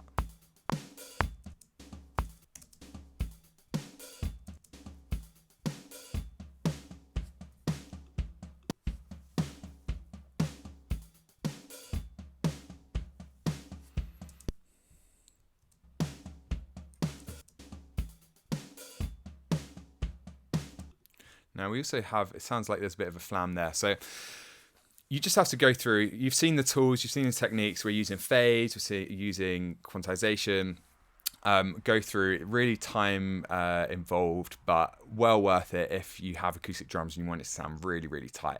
Now, I could spend more on this and we could go deeper into really fixing those bad notes, but instead what I'm going to do is move on now because we are limited in time. And I imagine most of you, it's actually kind of a rarer case where you're using acoustic drums. So that's it for drums. What time is it? 42. So let's continue with timing issues. So I want to just cover samples very quickly. So you can see here already we've got these kick samples.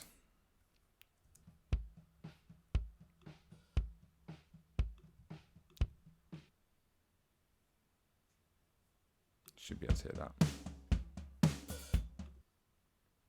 Oh, that's odd. Hold on, let me just figure out. Ah, we didn't turn it up.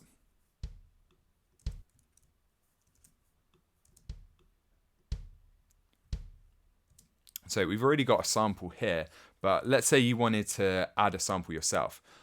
Because I would recommend you do that in the editing phase, at least the kind of setup process. You can come back to it in your mixing, try different samples. That's up to you. You could do that mixing, you could do that mix prep. What I generally try to do is get the best sound I can in the editing process if I'm doing that, or if I'm not editing and I'm just mixing, then as part of mix prep I'll try putting on samples if the drums don't sound great, and then you can always come back and tweak it later on when you're mixing, because the whole idea of mix prep is you get as much done as possible before you actually start mixing and kind of get in the zone. So what we're going to do here is I'm just going to show you very briefly how you do that. So you go to File, at least in Logic, you go to, not File, Track, Replace or Double Drum Track. Then what you'll see here is we have this threshold, which is kind of what similar to that transient marking. So you just want to adjust this so that we're only getting the actual kick hits. So if it's too low, you get this bleed from the snare. So we want to turn that up until we're just getting the kick. And it's really that easy in Logic. It's created a new channel for us, which is just a MIDI version of the kick on the beat.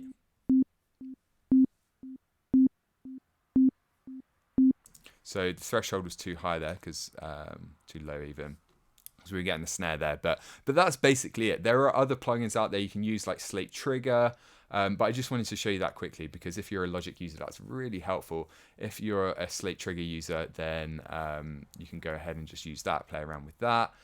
Otherwise, there might be a feature in your DAW that allows you to do it. But something that's worth doing if you record acoustic drums, most music you hear now, even if it's recorded with acoustic drums, especially in home recordings, will have a kick and a snare sample that just kind of beefs it up, and you've got all the kind of natural rhythm from the playing because the sample's just perfectly aligned with the actual time that they hit, in this case quantized, and also it just really adds to the sound, so that pretty much you get to the point where the kick and the snare are either aided by samples blended in underneath or replaced completely by samples, but you get all the natural sound from the overheads and the cymbals, which you don't replace with samples, you just do the kick and the snare.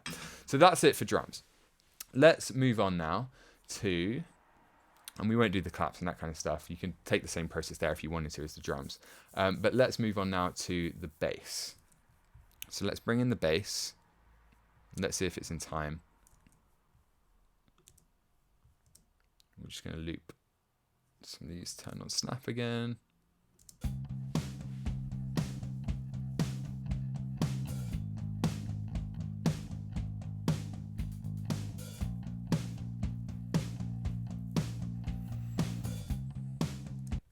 So pretty good, but if you wanted it to be perfect and you want that really tight sound, we can basically follow the exact same process as with the drums. So we put them in a group, we go to this bass DI, let's pull that down a bit. We then turn off the group again, go to edit, file, get the transients.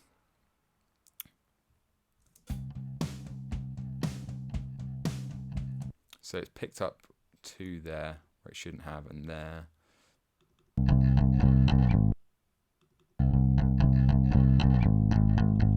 So it goes quite out of time there.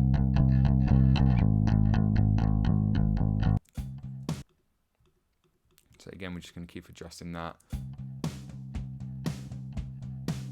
So with the bass, I'm actually going to take a slightly different approach, whereby I'm going to keep it a bit more natural. So instead of going a bit over the top with the selecting, where we might, get notes like this, but we also get kind of like double notes.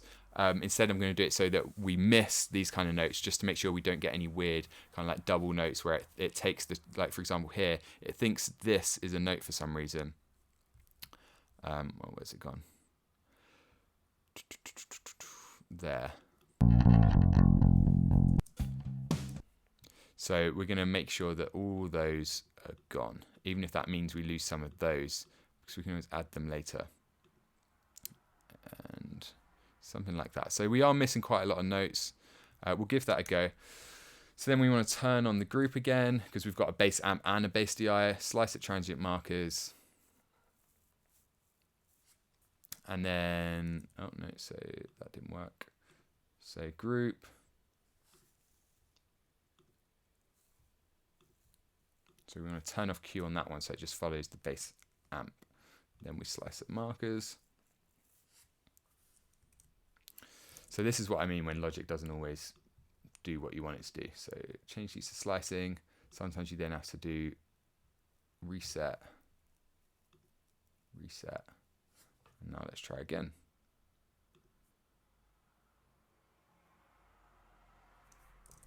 Now it worked. It's so bizarre. But then you just follow the same process. So you could highlight these, quantize them. So dun dun dun dun dun dun dun dun dun dun dun. 1 and 2 and 3 and 4 and so that's actually 8th notes.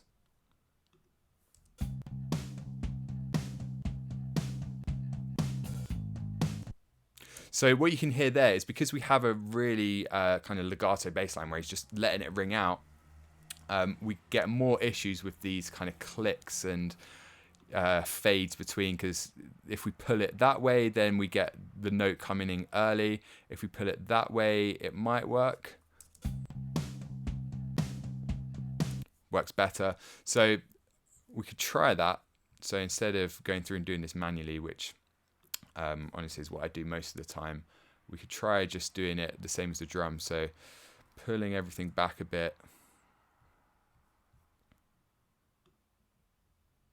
like so, and then go and track, edit, trim, region start to previous region.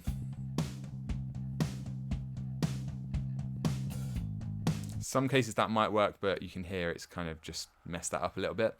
So what we can do instead is we can combine this kind of region-based approach with flex time and stretch these out. Because they are legato, it will sound a bit more natural, whereas on drums it doesn't really work. So we can pull it forward as much as we can, and then when we get to the point where it's the next note, it happens, so there, and we've already pushed it back, we can then stretch it until it overlaps instead. And it should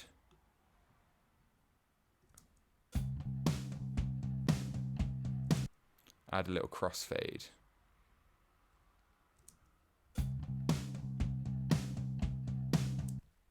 If not, we can just highlight them and do a crossfade again earlier. So basically what you're doing is if you kind of move it forward like that, if you get to the transient, it looks like that's the note too soon, then you kind of go as far as you can and then just stretch it till it overlaps. Like so. So we can do the same here. There's the transient, so we can't move it much further forward. We can try moving it back. And that should sound alright with a fade. So you can add a bit of flex there, stretch notes if you need it, but again, you've seen the tools. I need to move quicker here, so we have a lot to cover. I would like to spend more on timing, but I know it can get a bit boring. This is probably not that fun to watch at all, so great work sticking around, guys. So we're going to now move on. You've seen the process. You can apply that same workflow, that same idea to guitars if you want to fix the guitar timing. If you really can't get it to work, then the shortcut, at least in Logic, is that we can also just use flex like this. So we go flex, we do that, and then we just quantize it. It hasn't picked up any of the transients. So instead we could use the DI, for example, that still has the transients. So this is how it sounds at the moment.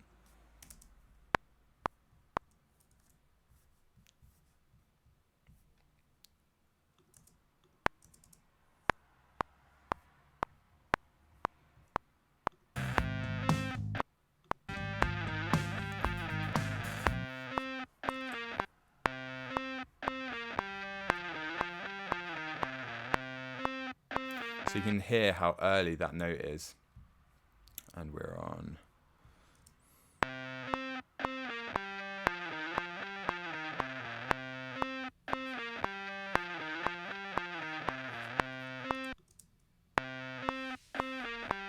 So let's do that one. So we'll use the DI instead because we still have the transients there. We'll analyze it. And what I would recommend is you take that same approach as with the drums, but I'm just showing you this. You can just do that and then go to Quantize up here. Dum, bum, bum, bum, bum. 1 and 2 and 3 and 4 and so that's eighth. So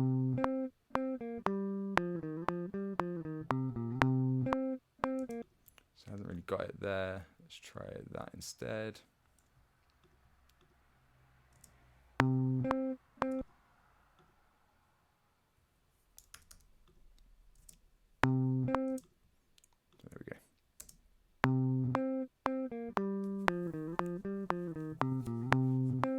But what you can hear is adding those artifacts. So that is the other way you can do it that I mentioned earlier, but I recommend you only do that for parts that are really low in the mix if you want to be really quick. Otherwise, just take the same approaches with the drums. Highlight the transients, cut it into regions, quantize the regions, then play around with the fades, get that all right, and then you're done. So let's move on now. Yeah, it really is the most boring part, which is why I'm wondering how long you guys are going to stick around, because it's important and I want to show you these workflows, but it is boring. And this is a serious problem that I have too. Like personally, I will only edit if it's my own music. If it's someone else's music, like a client, for example, I just don't edit because I don't enjoy it anywhere near as much as I enjoy mixing. If it's your own music, I feel like that's the only way you can really enjoy it, because then it's like it's your baby. You're happy to like spend the time kind of making this sound really good, make it sound the best you can. So you're willing to do this boring stuff that does make a huge difference. So I know this probably is really boring to watch, especially music you don't care about, but hopefully this gives you some ideas for how you could start approaching your own music. And the rest of the editing process, now that we've got that stuff done, is going to be a bit more interesting. So we'll take a break. And then we're going to come back. We're going to look at timing on the lead vocal, which is going to be a very similar process. Then we're going to do pitch correction on lead vocal. And then we're going to line up the backing vocals using VocAlign. We're going to do phase alignment. Comping, we can't comp here, but I'll talk about that a bit more. Then we'll probably have another break. Then we'll finish prepping the mix. So it's going to get a bit more interesting now. Promise that it'll get more interesting. So let's take a 10-minute break. It's kind of 5:02, so we'll say 5 past the hour. We'll come back and we'll move on to the next step. So thanks, guys. See you in a bit.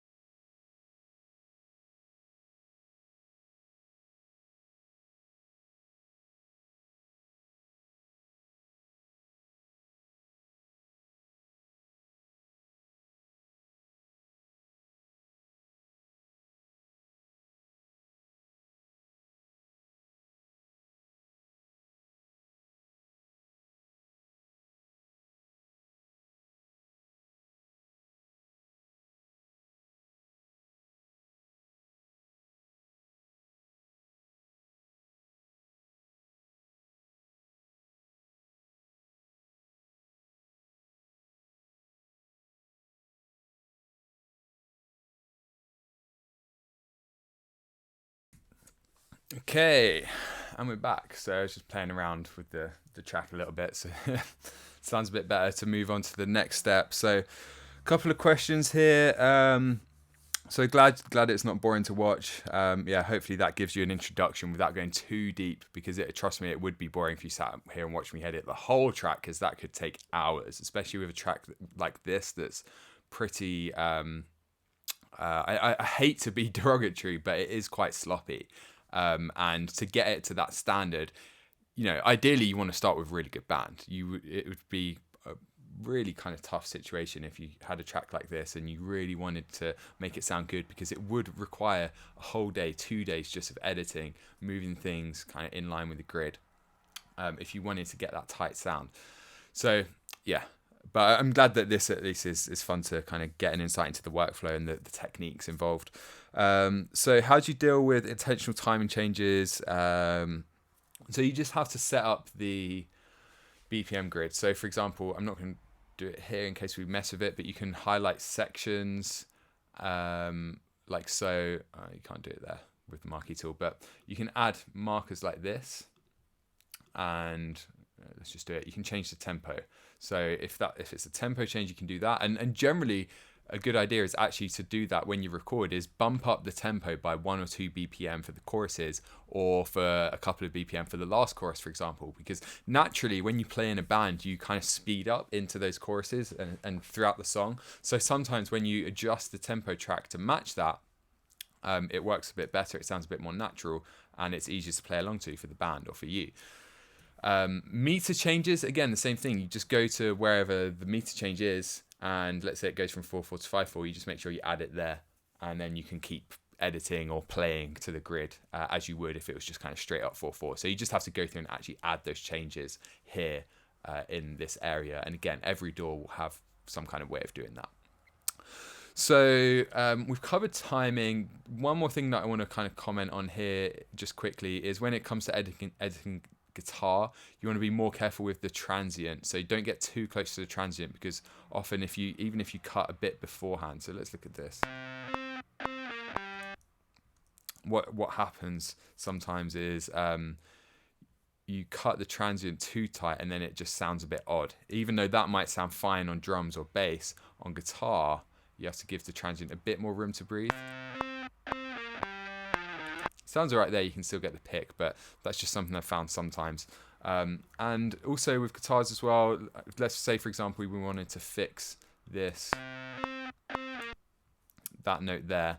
You just have to kind of, again, there's often not a correct way of doing things. You just have to play around with it. So here, for example, that note was really early, so we could try doing it like that. And it kind of messes with the playing style, because what that sounds like now is like they stopped a note. It's in time. That one's not. Just put it about there. But it's changed the style. Before it was just legato into the note. But obviously we can't do that. So that leaves you with a couple of options. You can try just using a stop like that and just make sure you add that little fade. Doesn't sound too odd or unnatural. It sounds like it just stopped the note. Or the other option is, like you saw me doing with the bass guitar, is using flex time to just stretch this out. It's not doing it there for some reason. So let's go polyphonic. Just add a marker there. It's because we need to go, there it is. So we need to keep that where it is. So let's just cut that instead. Stretch it. So sometimes you're left with no choice but to stretch. And that sounds really odd. So in those cases, sometimes if you do it on the DI instead, it will sound odd on the DI, but then when you add distortion like here, that kind of covers up the artifacts. But it's always just a compromise. And the more editing you have to do, i.e. the more out of time the band is, the worse it's going to get in terms of audio quality. So you're just constantly weighing up, like I can do this, but then it sounds like the playing's different, but it's in time. Or I can do this and stretch it, but then it kind of sounds weird. So I can get around that by using the DI, but then I have to use a new tone. It quickly becomes... you're more like a producer at this point, because you're kind of deciding like where the track is going. And if it's your own track, that's absolutely fine. If it's someone else's, then it's just part of the process, and you just need to sit down with them and be like, hey, the timing's awful. I'm gonna have to like work on this quite a lot. But yeah, we've covered time enough, I think. So when it comes to the vocal, of course, you can edit time as well. What I would say is do it manually. So instead of quantizing or doing any of the stuff that we've been doing here with the drums, it's not that simple with the vocals, and you just kind of have to do it manually a lot of the time. So you can still look and see, is it on the grid or not? So you can see here, he comes in a bit earlier, but the collective, the kind of consonant there is on the beat, but we could try just pushing that phrase forward a bit if you want it to sound like they're really in time. So something like rapping, where timing is even more important, you're going to find yourself doing this stuff more. But what you can see is it's probably a case of lining up this transient instead of the first one.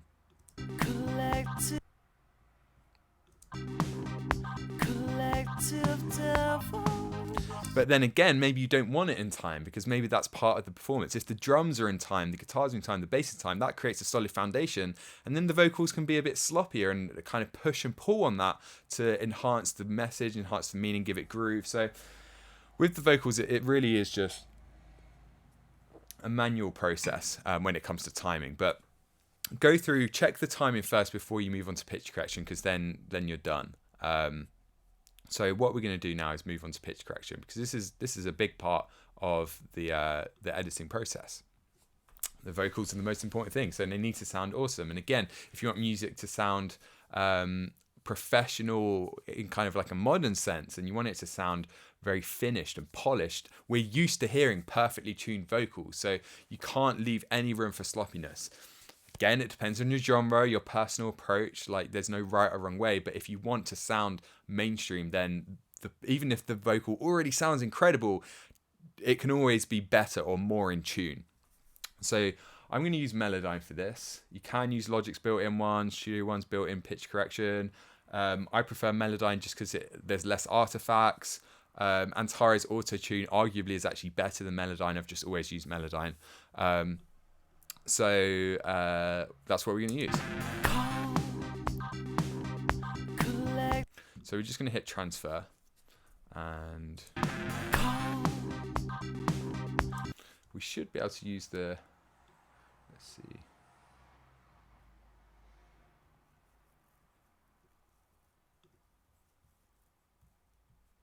So I did have the ARA version, but for some reason it must be working. So we've got to record it in.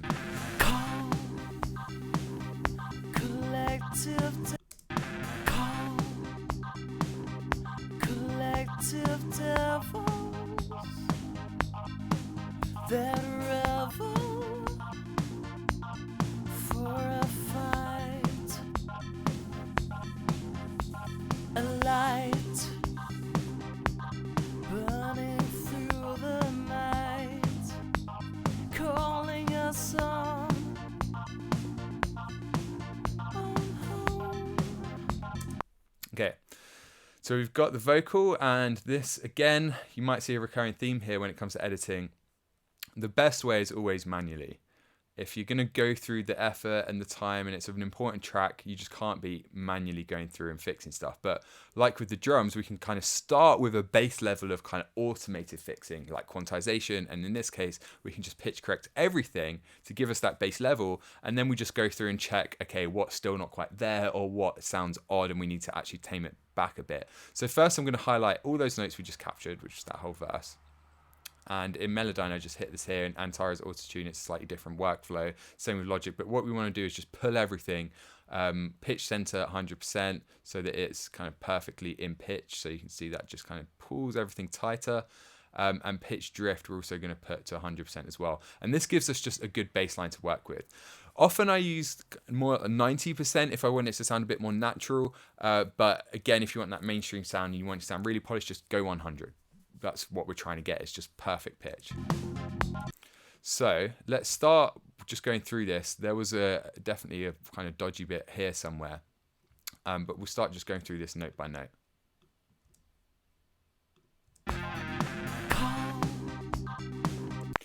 So the pitch there's fine. And we want to do this in the context of the track as well, because sometimes the guitars and everything's are a bit out of tune. So what's perfect pitch in here in Melodyne might actually be out of tune. If the track was recorded to 430 instead of 440, for example, you can change the settings. I believe I've never actually used Melodyne in that context, but you have to change the settings. But assuming it's 440 and assuming everyone tuned their instruments properly, it should be fine. But just check in the context of the mix, just in case it does sound a bit sharp or flat in the mix. You can't tell if it's in solo. So pitch-wise, that's fine. So the tool we're probably going to be using a lot here is the pitch modulation tool, which is basically like vibrato.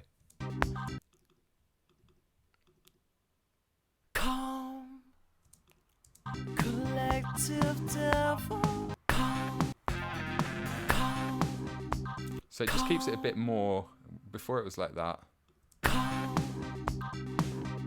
Collective devils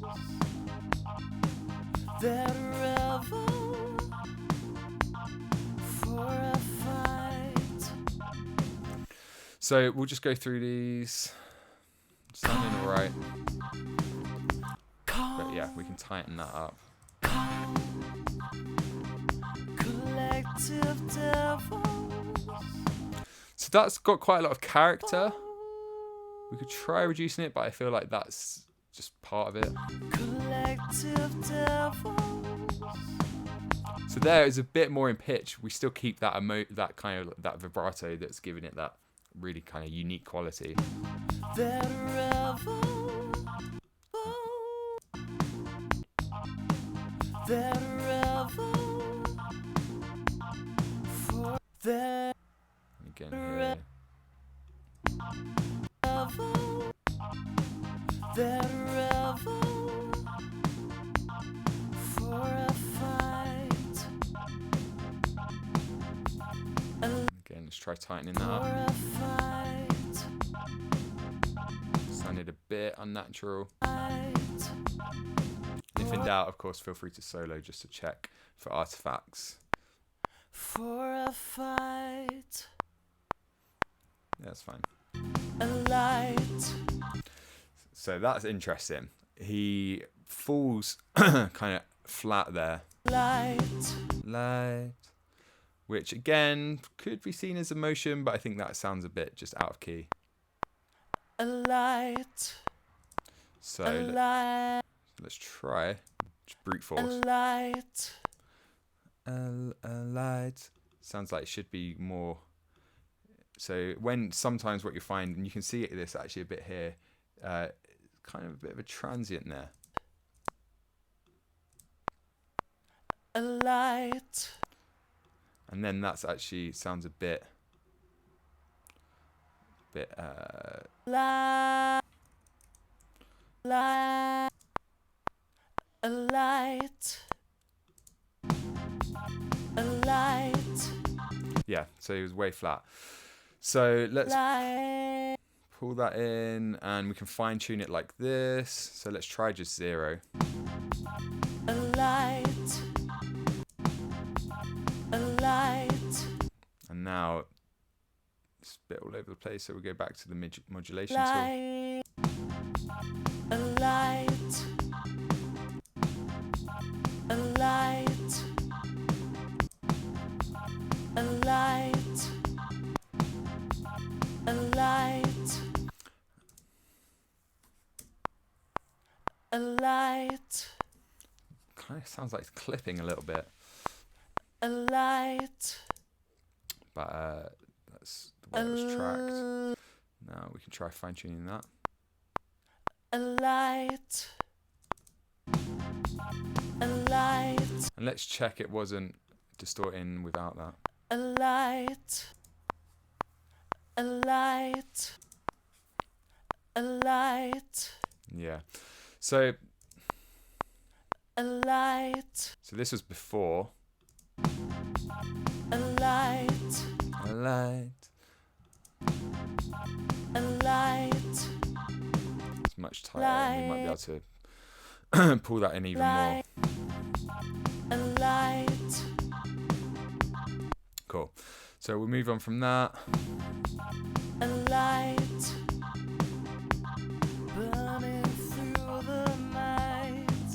So what's happened there, it sounds like Melodyne has kind of caught them at the wrong note. And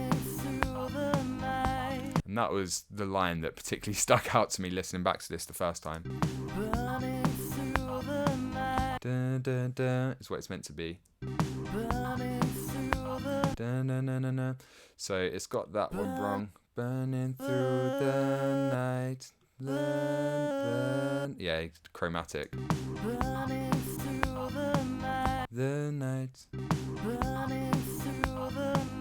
The night. Cool. So we've got the pitch. Let's check. They're all tuned to 0. So there's a couple of things we can do here. So because we've got this burn, we want to ignore those generally. When you have these, I forget what the proper term is. It's like a melisma leading into the note. We don't want to pitch correct those. So what we can do is we can right click, reset, or is it edit? We can basically reset everything. You used to be able to. So instead we can just reset.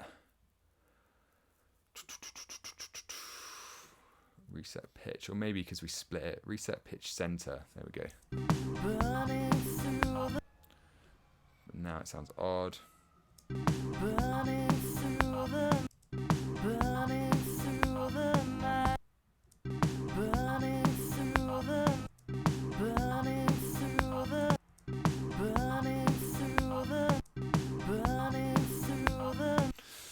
So let's see if we can just tidy that up by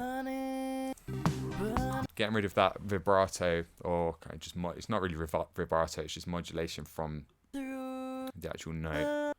And now it sounds kind of T-Pain-y.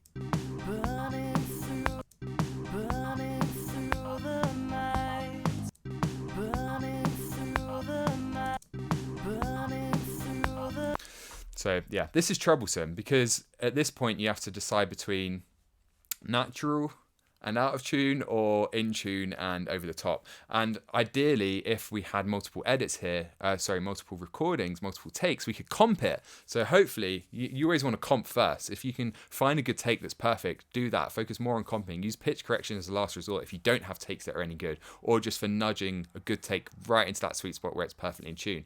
But here, we don't have that luxury, so we're just going to have to play around with this a little bit more.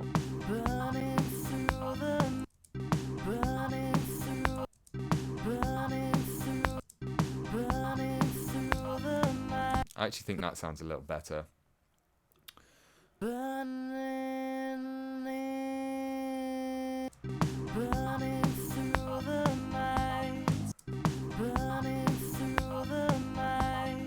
Before?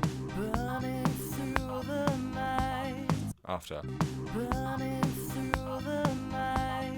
So it could still use a little bit of work, but it's pretty much there. And that was much better with correction.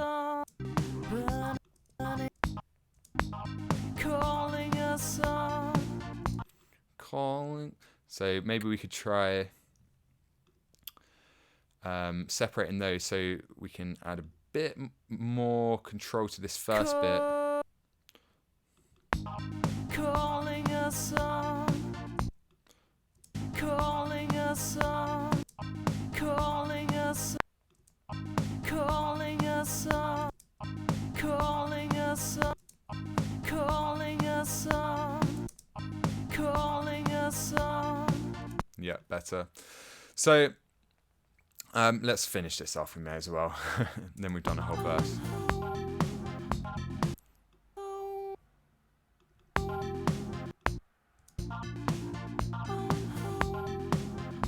Cool. So you've seen the process there. You just have to go through and do that. Again, time consuming, but well worth it. Just make sure you put plenty of effort into comping first. Record loads of takes. Create just the perfect take by, even if you have to choose a different word or even partway through words. I've done that before in vocals, especially my own, where the first half of a word will be one take and the second half will be another take. You can even go to that much detail, but go through the comping process, choose the best word or best phrase or best syllables like that. So you've got the perfect vocal, and then use editing, as in editing timing and pitch correction, to just nudge that to perfection. But always, I find that it's worth spending more time on comping, make sure you got that perfect take, rather than trying to fix things in the editing process. So that's pretty much it for the lead vocal. Of course, I've missed the rest of the song, but I'm not going to make you kind of sit here and watch me do the rest of the song. But we've done a whole verse there, which hopefully gives you enough insight into that process. So if we haven't got any questions, let's move on to the next thing. So we've done pitch correction. We're getting towards the end of the editing process. So all we're going to do now is line up the backing vocals with the lead vocal, phase alignment, and I've talked about comping. So we've just got 2 more things to do. So this is a really cool plugin. It's called Vocaline, and it's just by far the easiest way. It's some of the best money I've spent on plugins because it's a time saver. And I know a lot of you are strapped for time, so anything you can do to save you time in the long time is just going to be really worth the investment. And what this does is it automatically lines up the backing vocal with the lead vocal, and it does it in a way that would be very difficult to do with manual editing. So first, let's talk about, what if you don't have this plugin or you don't want to pay for it? Can you just edit the backing vocal? For sure. And if you just want to make it kind of sound like a standard backing vocal, all you need to do is listen through and check for any timing mistakes first. We'll come back to pitch correction. We'll fix the timing first. This is a sign we are saved by our Maker. You know what? Let's actually kind of sort the pitch out first. So we'll do the same thing, and we can just be. Oh, there we go. Now we have ARA. That's weird. We can be way more aggressive with the backing vocal. So what I can do is just go to this section here, for example. This is a sign we are saved by our Maker. We live life. So for some reason,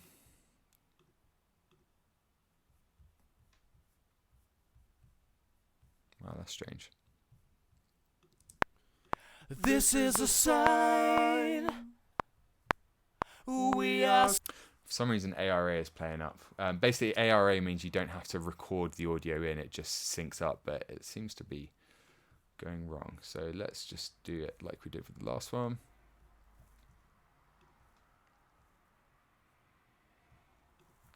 And we'll just do one chorus here. So let's do the last chorus.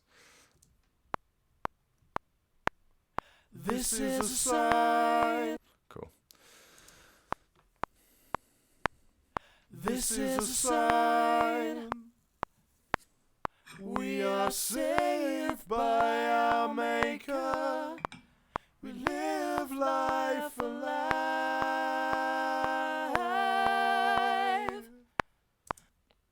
Okay, so this time all we're going to do, and I'll do this on the lead vocal too, so they're kind of in tune with each other, is do that same thing, 100, 100, except for this time, and we can also pull in all the modulations at the same time. So that just means we've done it quicker. Backing vocal sitting underneath. So in some ways it doesn't have to be as tight as the lead vocal, and you can try that too. If the lead vocal's perfectly in tune, if the backing vocal's a tiny bit out, that does actually create a bit more depth to it sometimes. But just to show you, we're going to go through here and just do this kind of quite aggressively. This is what I'll do more often than not. It's just aggressively pitch tune the backing vocals. So that they're just kind of perfect. And instead of going through and manually checking and going through each section one by one, what we can do here instead is just check that as a whole there aren't any mistakes. This is a sign we are saved by our Maker. So we went a bit T-Pain there. So we are saved by our Maker. So we want to just fix that.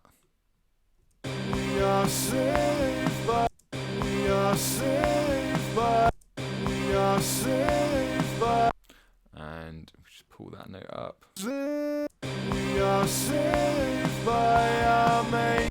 We are saved by our Maker. We are saved by our Maker. Live life alive. So that sounded a bit out. Live life. Live life. Leave. So it missed a note there. So we're going with the separation tool. So you just, instead of kind of going through and manually processing each one, instead we're just trying to really quickly fix the mistakes. Live life alive. Live life. Leave. Live life alive. Live life alive. Live life. Leave. Live life. Live life alive. And let's just make these one note. Live life. Live life alive. Live life.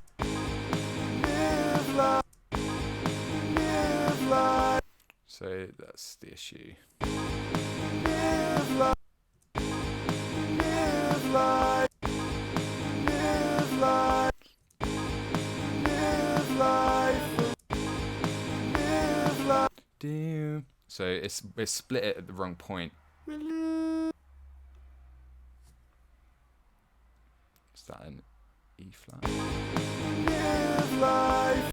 Leave. It's probably more like there. Yeah.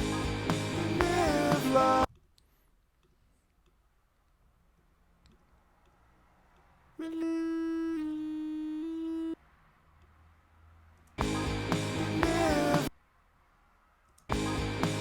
Live life alive. Live life. Live life. We live. Live life. Live life. Live life. Getting there, getting there. So you can see this is sometimes it just gets it completely wrong and you have to fix it. Live life. Live life. Live life. And you know what? When in doubt, we could probably just, We live. if it doesn't need any correction, Live life. and make sure it's not being fixed. Live life. So you saw both approaches there. One is just figuring out what the hell it's got wrong and fixing it. The other one is just, you know what, let's not add any pitch correction there. So that's it for pitch on the backing vocals. Of course, again, you need to actually finish that process, but that gives you an idea of just kind of a quicker workflow whereby instead of checking every note, you just do it 100 on pitch, 100 on modulation, etc., and then just go through and find any mistakes and fix them. So now let's talk about vocal line.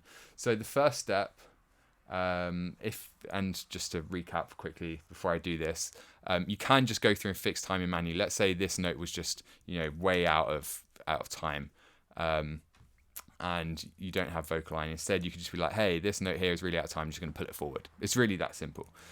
But if you want it to be perfect, and this is the cool thing about vocal line, is even I would struggle to do this, or anyone would struggle to do this if you were to do it manually, because it just puts it really perfect with the vocal, not just kind of roughly in time, but like spot on, which makes it sound really tight and just professional.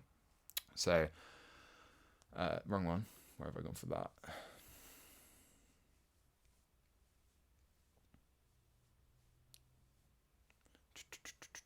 That's the one. So we start by setting the side chain, which in this case is lead vox 2. Then we do capture audio and we just hit play. This is a sign. We are saved by our Maker. Live life.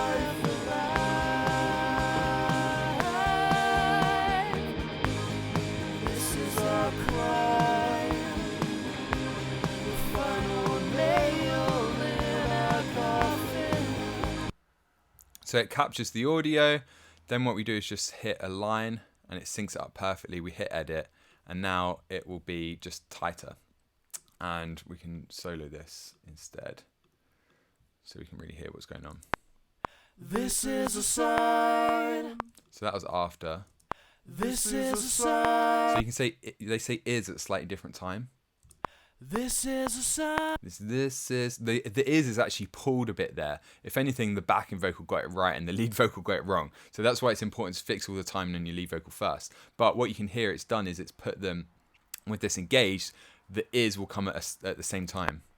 This is a sign. See? So that's basically what it does. It just really syncs it up perfectly. We are saved by our Maker. Before. We are saved by our Maker. It's already quite tight, but Maker, Maker, Maker, our Maker. if you focus on the consonant, sometimes that helps. We are saved by our Maker.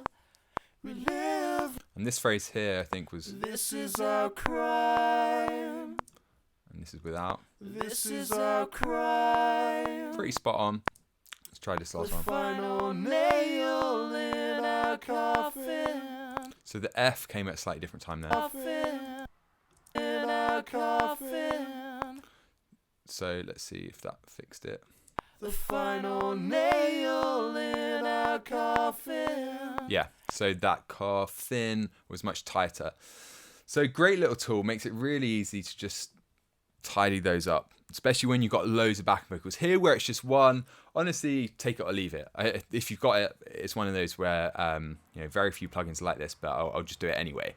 Unless you're going for a looser, kind of more live, natural feel. But when you've got 10 different backing vocals going on, that's when it gets really helpful, because it just pulls everything in and really tidies them up. So the only thing we have left to do now is phase. So I'm going to turn off the click because we're not really doing any timing based edits anymore. Great shortcut in Logic if anyone doesn't know it. If you don't have anything clicked or selected, you just hit Z and it will zoom out to the whole track, or click on something, hit Z, it will zoom to fit that Z, or we can just deselect, hit Z, whole track. Pretty cool shortcut. So if we don't have any questions, we'll move on to phase alignment. So let's just loop this chorus here. This is a sign. Now, the thing that we already know there's really bad phase issues is the kick. So let's recap quickly. So this is without the sample, and we just need to turn off this group. And when I bring it back in, we lose all the low end.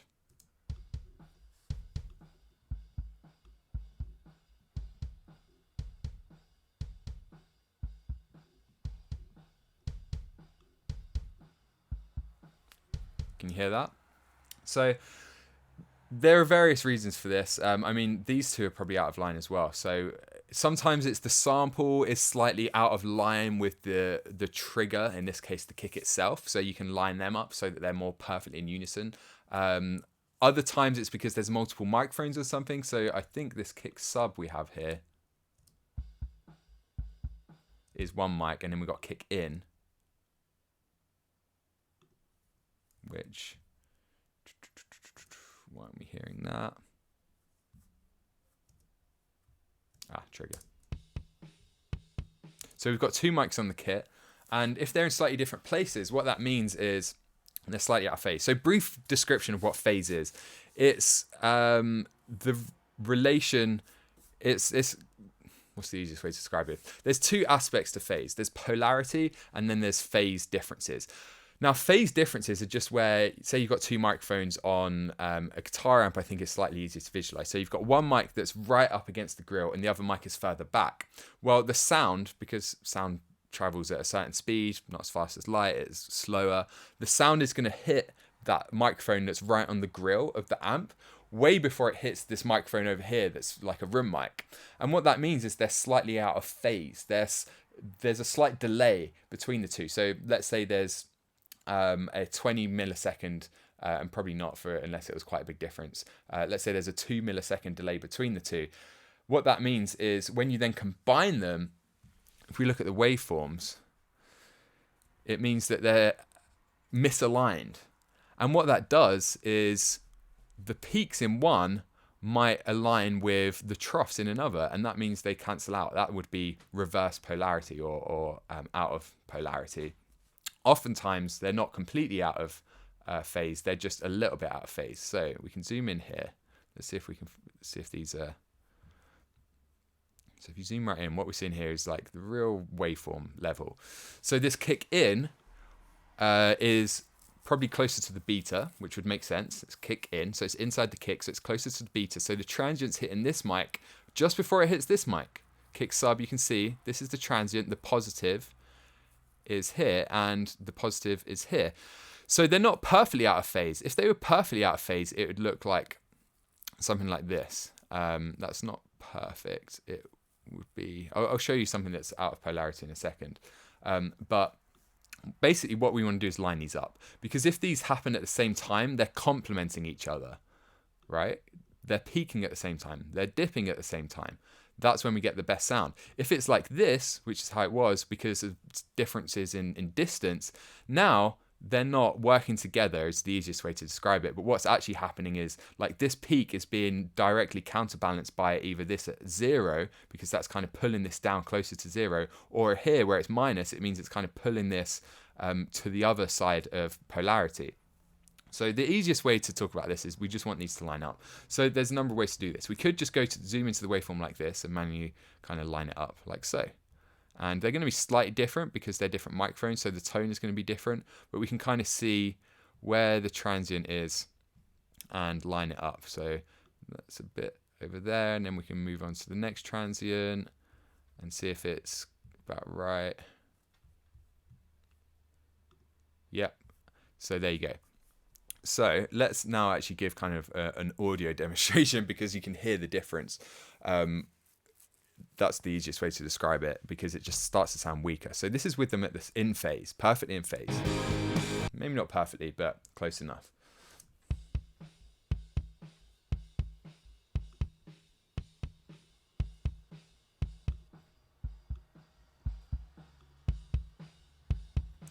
Now what happens if we pull this back to how it was before, because this kick out was obviously kind of probably outside, or kick sub rather was probably outside the kick a bit. It was more like this. We lose a lot of that low end. It sounds a bit like a kind of more like a bouncy ball. Whereas when I put it back in line,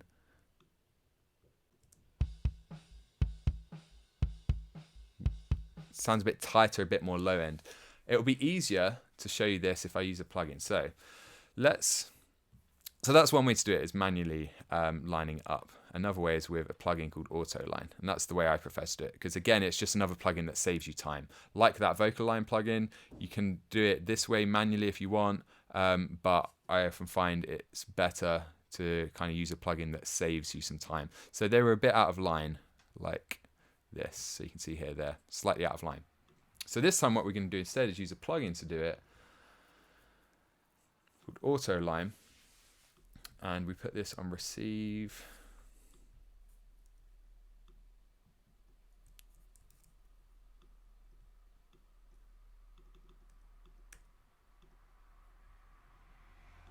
It's been strange.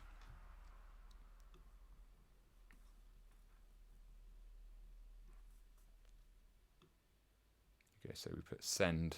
That's probably why I need to do the send first. So what this is saying is if I put this on send 1, it's saying because we can have multiple channels, it's saying, well, I want you to align it with the kick in, and then this one, which is the one that we want to actually line, which is the kick sub, we put as receive 1, like so. Now, when we hit play, so this is before. This is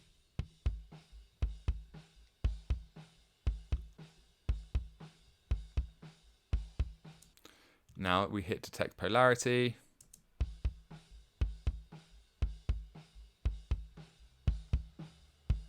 Straight away you can hear the difference. So all it's done is line them up. We haven't added EQ, anything like that, and already it sounds much better. So this is without. And let me turn this up.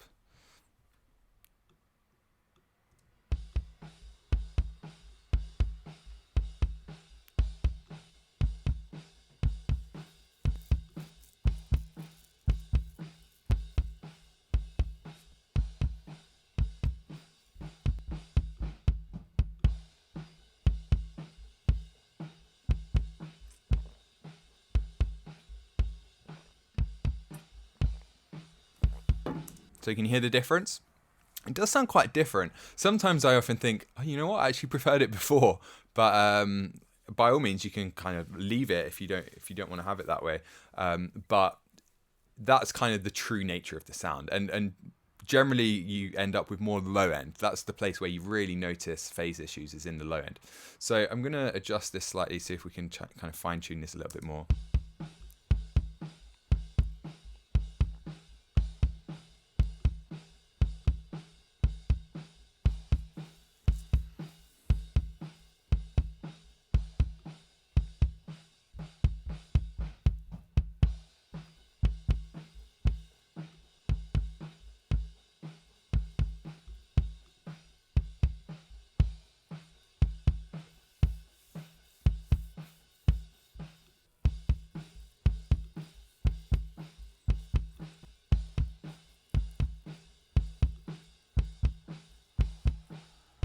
You can also hear, you kind of hear like, it sounds like a bit like a flam where the transients aren't lined up.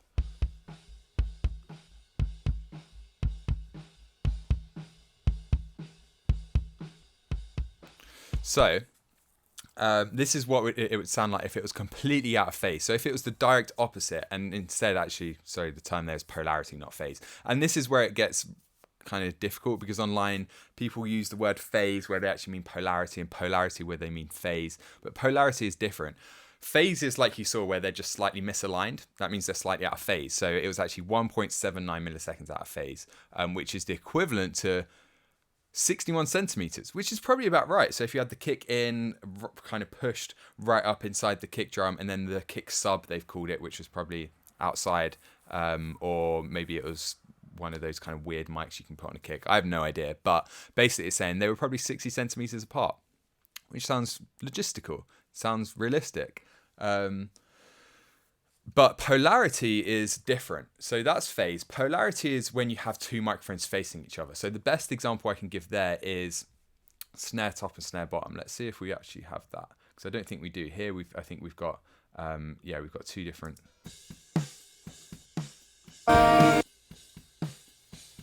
Yeah, here we've got just two snare top mics for some reason. I have no idea why. It would make much more sense to have two snare top and snare bottom. But out of polarity is when the microphones are facing each other. So snare top, snare bottom, they're facing each other. They're out of polarity. So all you do is flip the polarity on one of them. Normally I just flip the bottom mic. And it will have an even more drastic effect than what you just heard. And because we don't have that in this mix, the best way I can show you is how it would sound if they were out of polarity.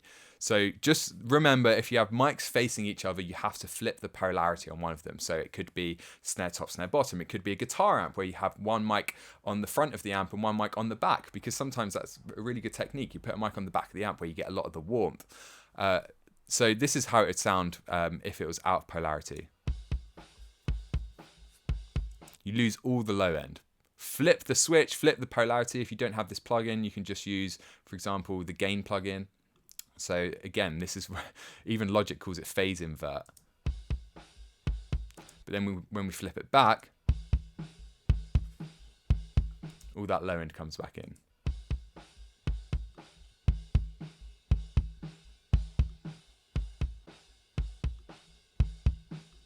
So it's similar. So that's why going through this process is really important, because first of all, you're making things sound better by aligning microphones, multi-mics, things like the kick or the snare if it's got two mics, or a guitar amp that's got two mics in it.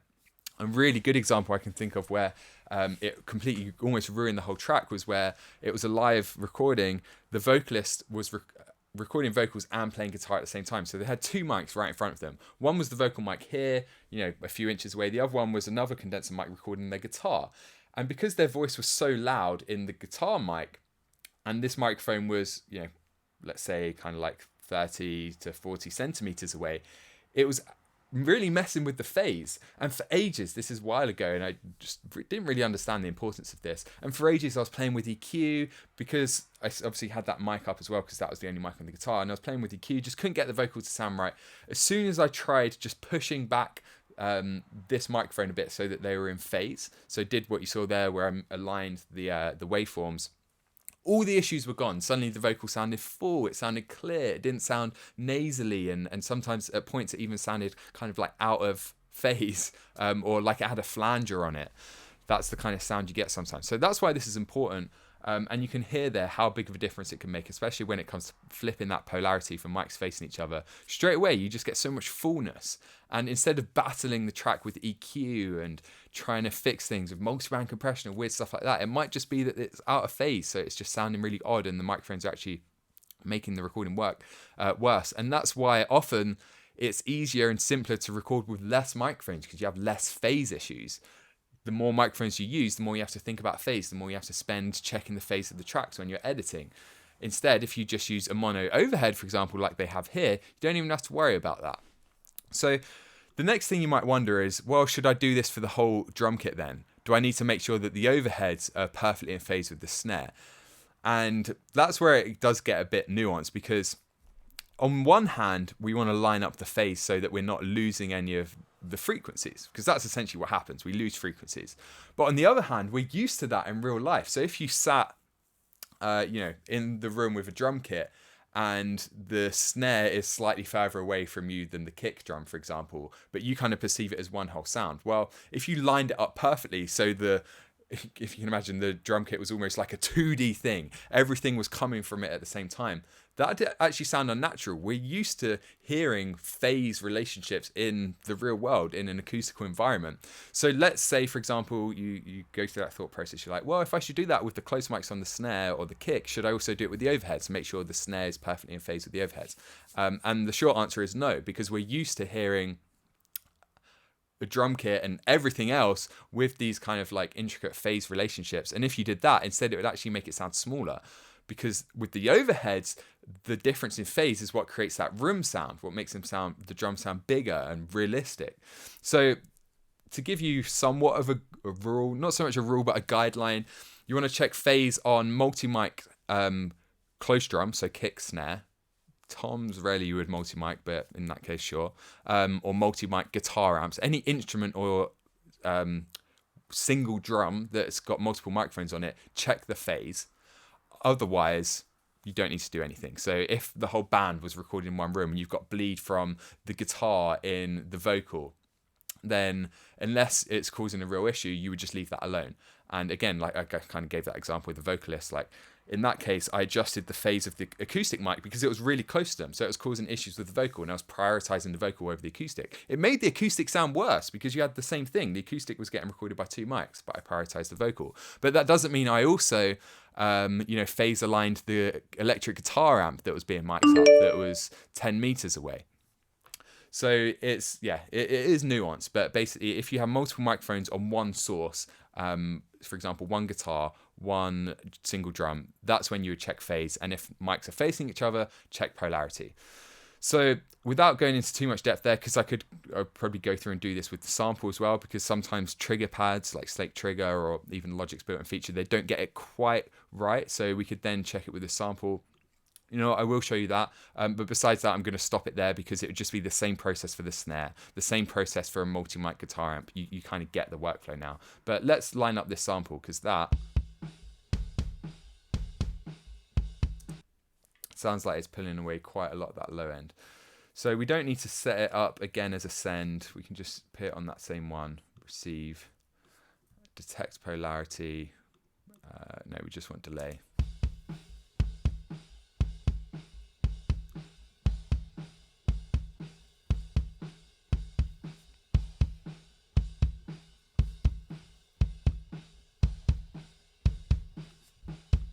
So it was about 4 milliseconds behind.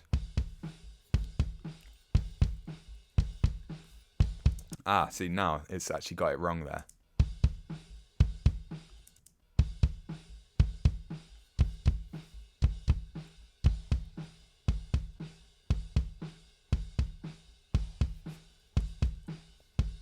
So that's interesting. There's something weird going on there where it was in, then it was out.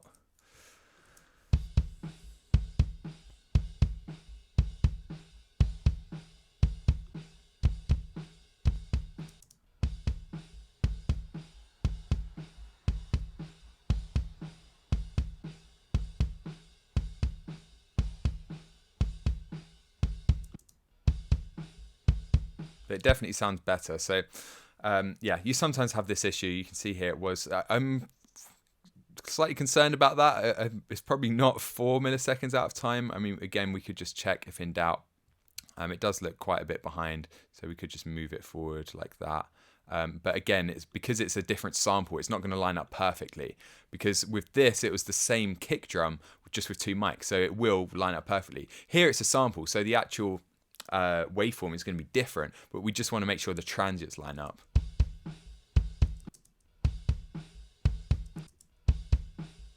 And we do have a bit more low end when we line that up. So slightly different use case there of that auto align plugin or dragging it like that, but equally just as valid, because sometimes if the sample's slightly out, sometimes it sounds like a flam where you have like 2 hits, but sometimes it just means the phase relationship isn't quite right and it pulls out some of the low end.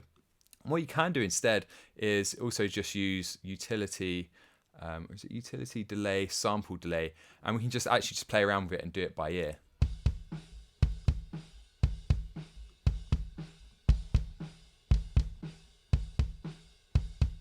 The only problem with that is you can't do minus, so I'd have to do it if this was slightly behind. I can only delay it more, so instead I have to delay both of these by several samples. But anyway, the easiest way is auto align. It's a great plugin if you do lots of heavy editing. Again, it's just something else that will save you time. Otherwise, you can just line up the waveforms like that. So there we go. That's it, guys. That's editing. We're done with editing. You just need to go through and apply that process to everything. If you're not sure about anything in terms of what order this goes in, how deep to go with each of these, because obviously I've just kind of shown you an example. It's been slightly different with the mixing sessions where I've just actually gone through and mixed the track instead of just showing you examples, and then it's kind of up to you to decide how deep you go with this on your tracks, how much you edit. So if you have any questions about that, like how deep you should go with the editing process, please do just shoot them in the comments.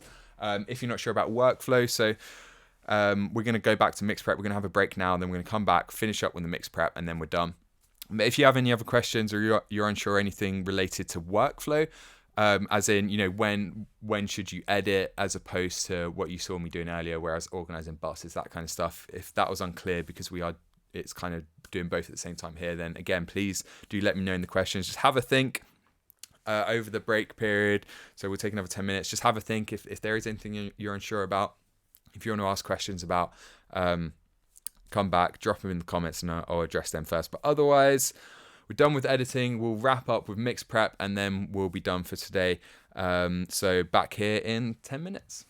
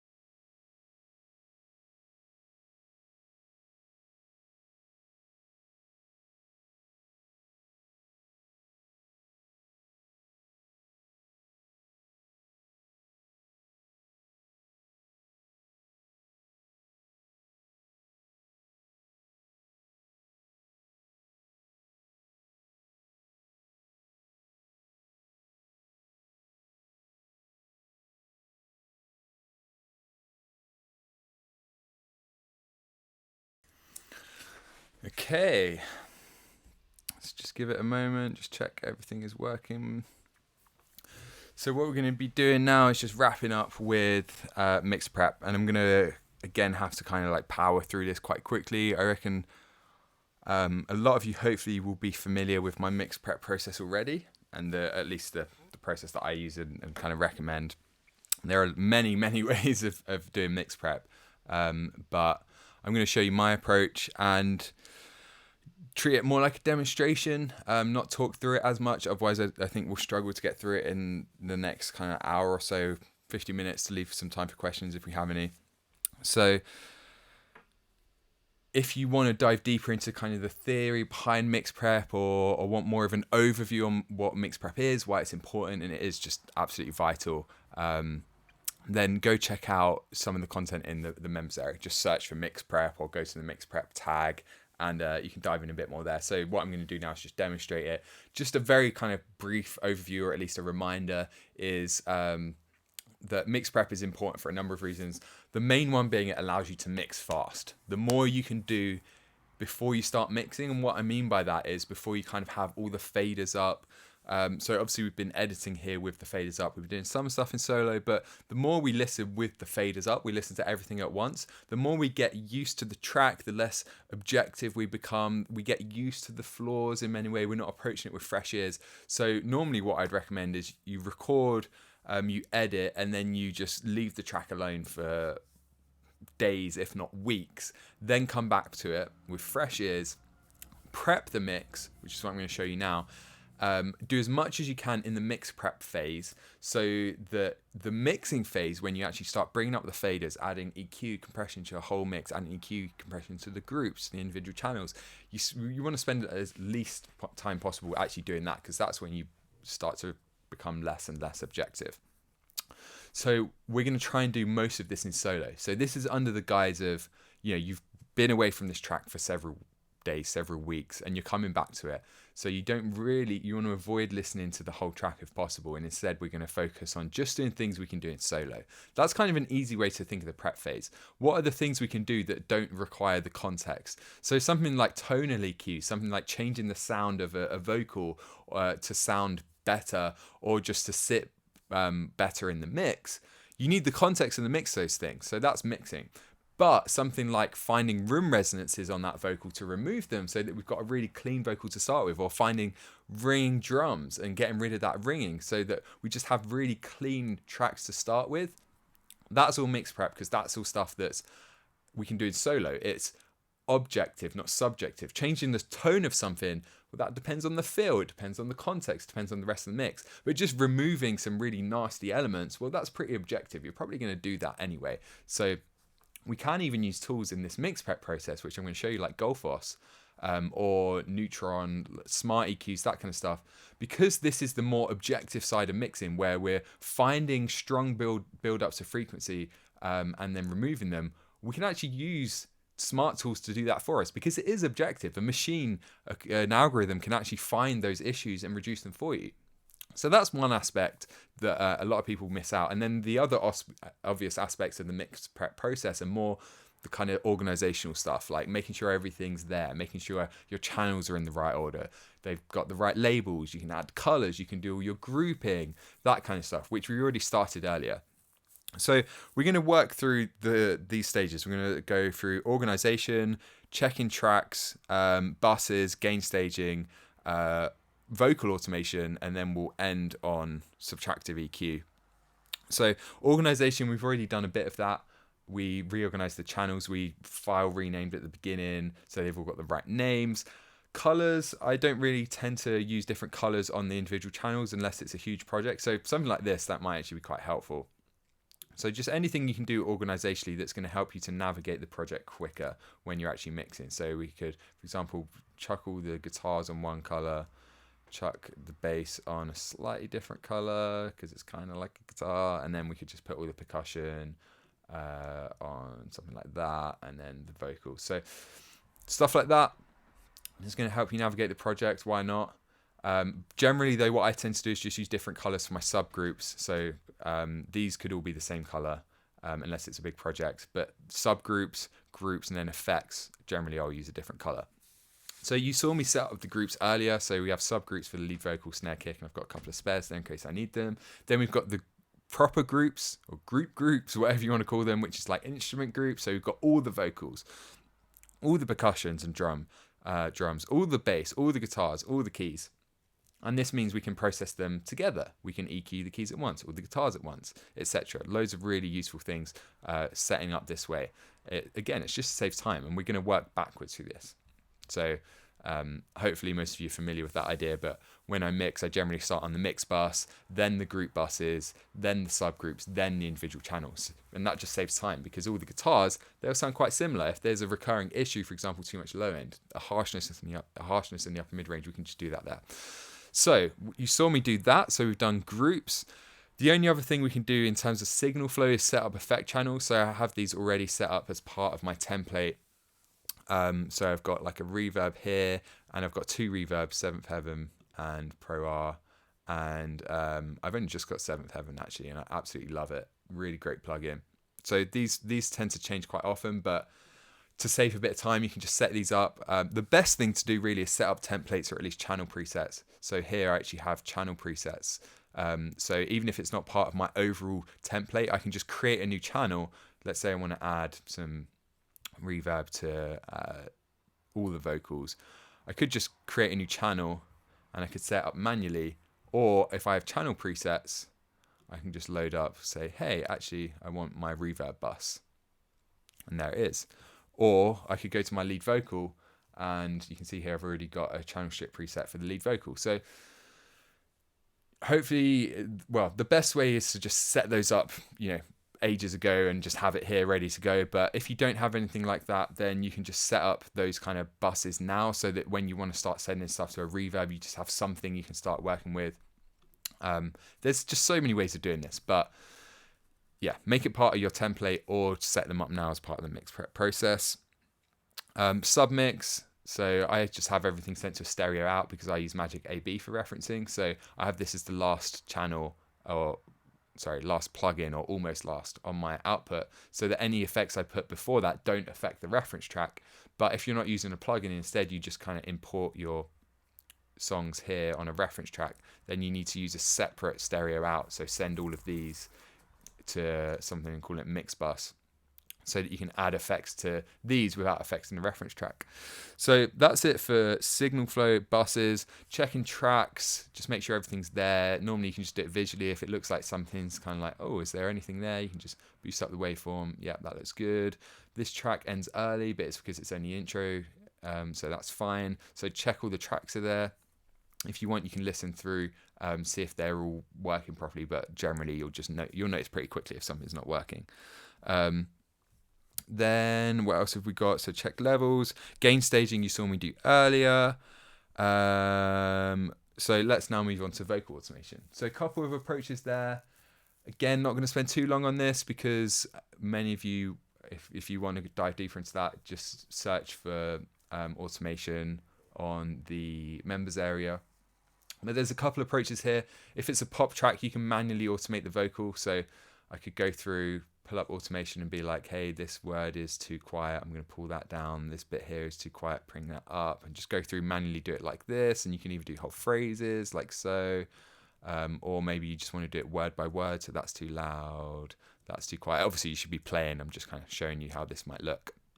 So you can do it like that manually, just to make sure the vocal's really consistent. Because again, by today's standards, if you want your track to sound kind of modern, mainstream, then the vocal just needs to be perfect in terms of not so much timing, but pretty much perfect in terms of timing, but perfect pitch, and also just really consistent in terms of volume. Every word needs to be audible.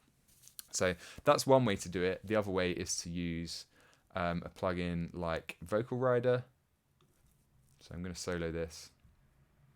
And what this does is basically does that for us. So kind of like with the pitch correction, where we just highlighted everything, got a bass level going, and then went through and manually updated the bad bits.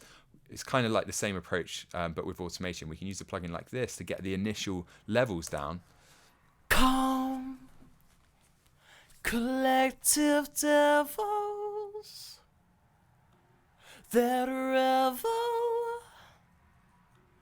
for a fight, a light burning through the night. So then what we can do is just put that on right, put this on right, and then we can draw this in. Calm, collective devils that revel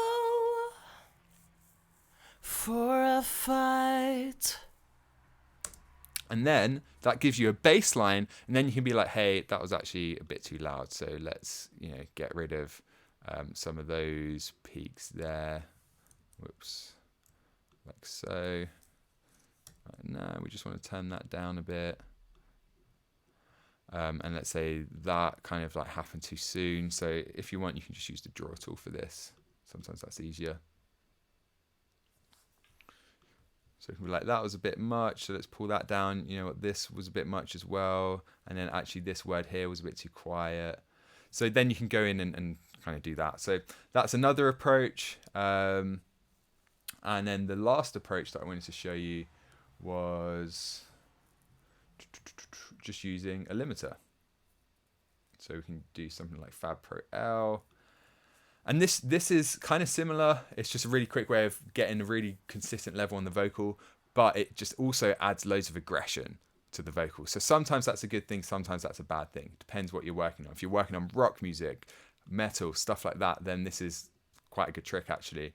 If you're working on acoustic or even pop, this might add too much aggression to the vocal. So what I'm going to do is make sure it's the same level coming out. 1 to 1, and now we're just going to heavily limit this. Calm, collective devils. So we need to make sure this is on. So let's just delete. That revel for a fight, a light, calm, collective devils. So now the level's really consistent, but you can hear how much aggression that added to that first consonant. Calm, really aggressive. This is without. calm, That was really pretty aggressive. collective devil. But here, for example, the collective, that kind of gets lost. Calm, collective, But with the limiter, calm, collective devil. it's actually a great trick. Just be careful because it does really affect the tone, so you want to be sure. So in this track, let's actually see how that sounds. Collective devils. I think we could get away with that. So normally, if you want a quick option, it's just choosing between the limiter and the vocal rider approach. Calm, collective devils that revel, that revel, that revel for a fight. So once that's automated, we can move on to Subtractive EQ. So a few approaches there. Again, I'm trying to move quick, so not so much of a demonstration, but more kind of a walkthrough of what this might involve. And just showing you on this mix in particular. So the next thing now is Subtractive EQ. So now that we've got a consistent level, and we can try doing this before, we can try doing it after. Sometimes it works best before, other times after. So we'll try doing it before first of all, because generally it makes more sense to clean up the source first and then add compression, limiting, that kind of stuff. So what we're going to do now is just go through each of these channels and look for any kind of major issues that need fixing. Resonances, really ugly frequencies, and then we can just drop them out. So there's a couple of approaches here. So I'm going to start with the more traditional approach, which is just doing it with an EQ. So we're just going to do a boost, make it really narrow, and swoop this up and down until we notice a real bump in volume. And again, we can do this in solo.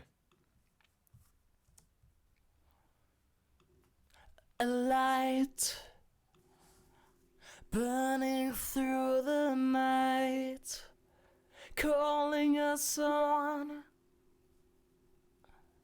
home.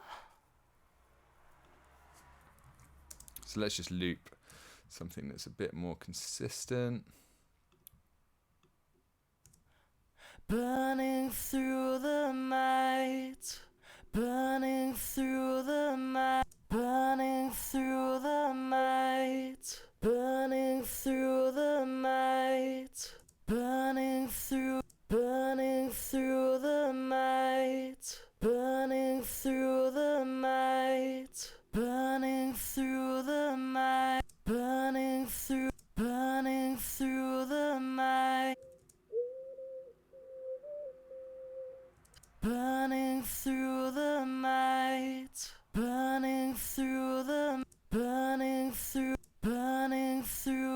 night. So that just opens up the vocal a bit, gets rid of that resonance. Burning through the night, burning through the night, burning through the night, burning through the night. Burning through the night. Got a bit of a resonance there as well. Burning through the night. Burning through the night. Burning through the night. Burning through the night. Burning through the night. Burning through the burning through burning through the burning through burning through the. So it makes it sound just a bit cleaner. We're not trying to make things sound different. We're not trying to shape the tone. We're just trying to clean things up a bit. Now, what's interesting, and I've only recently discovered this, is a really great plugin called Golfos. And I can't actually remember what the, the company is called. I only recently got this because I wanted to try it out. There we go, Sound Theory Golfos. It's quite incredible, actually. What this plugin does is a similar thing. It finds build up in frequencies, but it's an algorithm that does it for you. And then instead of just cutting them out with EQ, it's constantly reacting. It's kind of somewhere between a multiband compressor. Well, it's more like a multiband compressor, but on steroids. It's a multiband compressor that's constantly readjusting not just the amount of compression, but the note that's being compressed. I think it updates kind of like 100 times per second or something ridiculous like that. And what I've found is whenever I'm listening to a source and I'm like, oh, okay, I can hear an issue with like muddiness, or I can hear an issue where there's like a resonance here. I spent a lot of time testing this plugin and being like, okay, this is the issue that I can hear. I think like with an EQ, for example, I'd cut around 500 hertz or 470. Now let's see what Golfos finds. And every time without fail, it kind of found the issue that I was hearing. So let's see how it works here. Burning through the night, burning through the night, burning through the night. So it's cleaning up a lot of that mud. It is dipping it a bit here, that same area that we found that was an issue, kind of like around 500. Burning through the night. It's dipping that. Burning through the night. Burning through the night. Burning through the night. Burning through the night. Burning through. So just a brief overview of the controls here. So recover, I can't remember the specifics of how these work, but my understanding was that recover, it finds the issues that are kind of poking out too much, as in like really strong frequencies, and once it's found those issues, recover brings out the stuff that's missing. Tame kind of tames those peaks.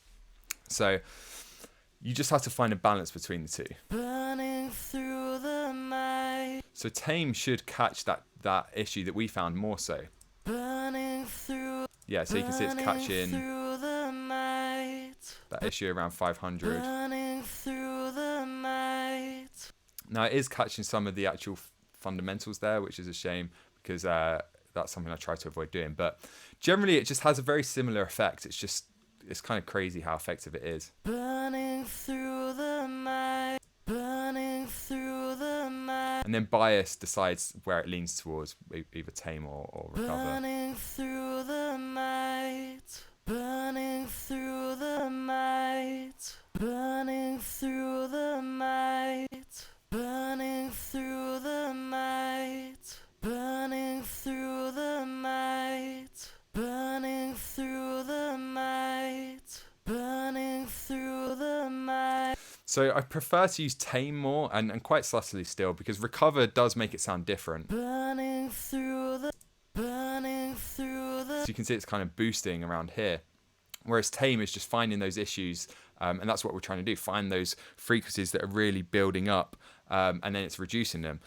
So really cool little plugin if you struggle doing this with an EQ, and it's just kind of, I think this is, smart EQs are going to become more and more commonplace and a more essential part of our workflow, because this is way more effective than even just using EQ, because it's constantly adjusting, constantly updating. This is the first one I've used that actually is convincing, and I'm not affiliated with these people in any way.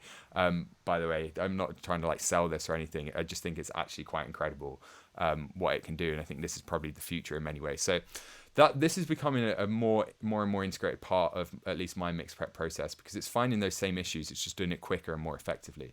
So let's do a comparison. So this is when I fixed it with just EQ. Burning through the night. This is with Goldfoss. Burning through the night. It does sound different. Burning through the. It's fixing some other issues. Burning through the night. But it's doing a similar thing. It's finding those peaks and it's dropping them down. So let's repeat that process on a couple of other things. So let's see if we've got some kind of kick resonances.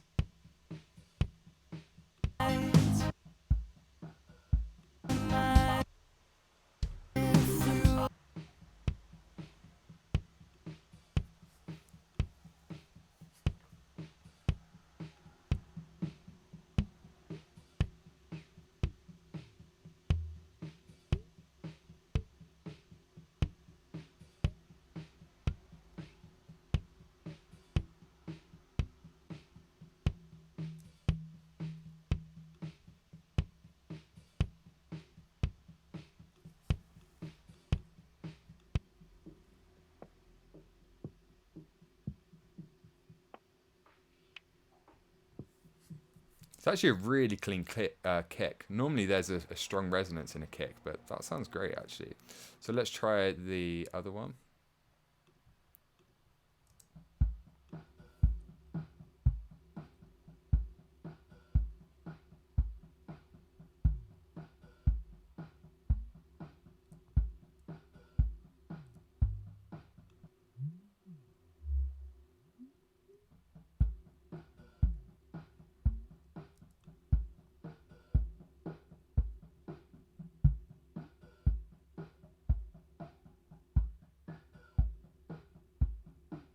Again, really clean. So if you don't need it, don't do it. So that's sounding good. Let's try this snare.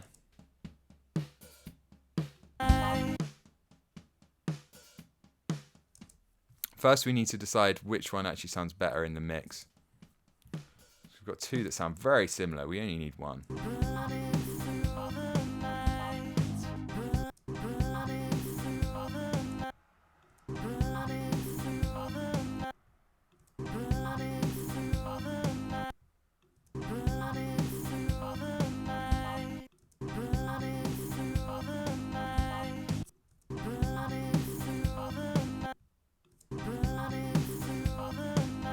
That one's got a bit more beef to it.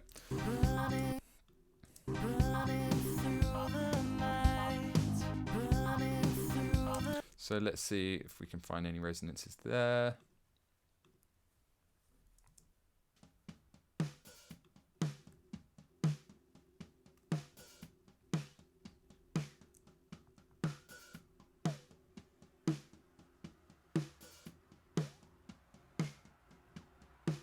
So you can actually see that resonance on the chart as well.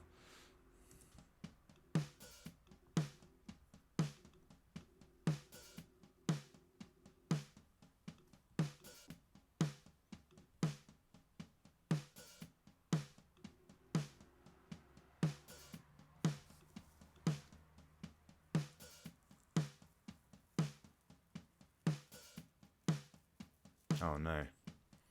Circle of death.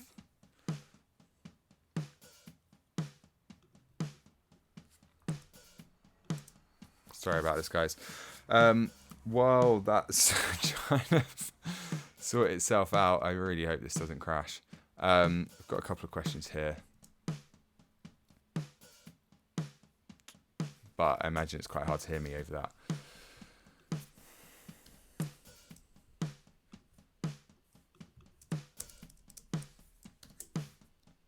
Okay, gonna have to. Oh no, why did that happen? Okay, let's load that back up. I mean, we're pretty much done. So start thinking about if you have any questions. This was very different. I would like to do a more demonstrative mix prep at some point, but we just had so much to get through today that I wanted to just kind of run through the whole thing as opposed to, only get through the first couple of steps and then have to come back to this. Because I think there's a better track we can mix next time. But besides that, you've seen the subtractive EQ process. Let's just finish that up. So this did save it early on, which is good.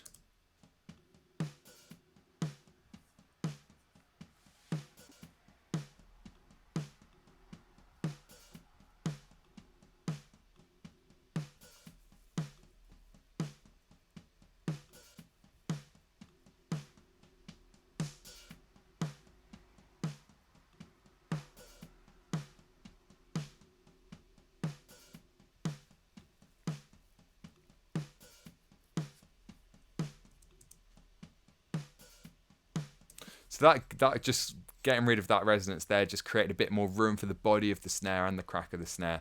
Again, also very well recorded. Let's see what Golfos makes of it.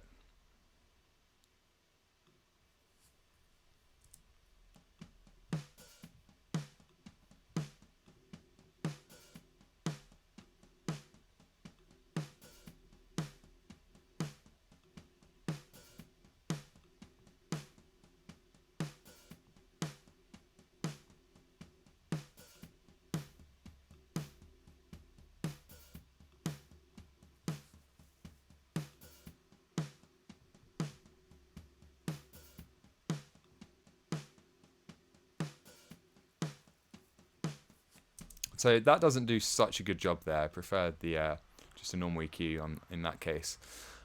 So anything else we can check? What's the time? So besides that, we've got floor tom. Let's see if we have any issues with that, because I know that's quite an important part in this track. So let's see.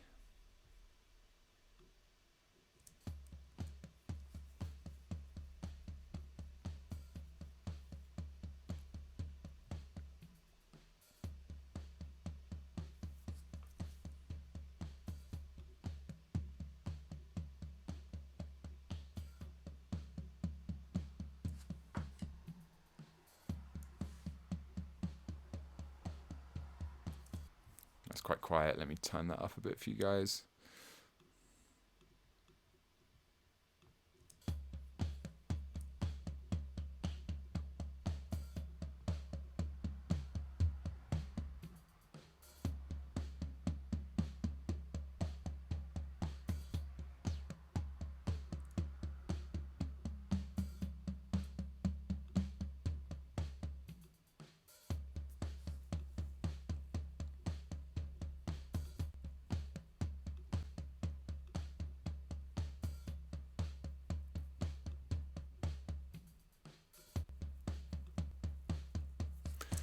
So just adding a high pass filter there, but also adjusting the Q so it gives it a bit of a boost, because it was tightening it up, but I also felt like it was taking away some of that body. So in the name of just kind of, again, not making it sound different, just making it sound a bit clearer, I didn't want to get rid of that low end, but it still kind of tightens it up.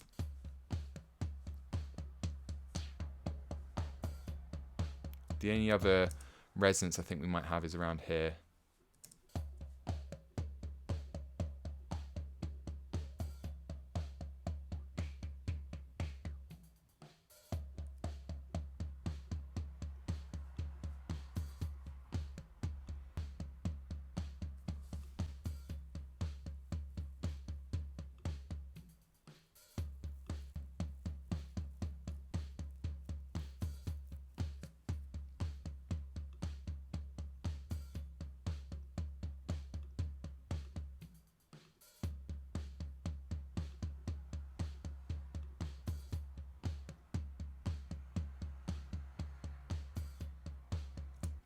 So that does tighten it up, but it's taken away a bit of that fundamental, like the actual ring of the drum. And we don't want it to just sound like kind of, sometimes if you have it, I think it's a really loose drum skin, kind of creates that same sound where you lose the actual resonance of the drum. It just sounds like kind of like you're hitting a bit of paper or something. So we can back that off a bit.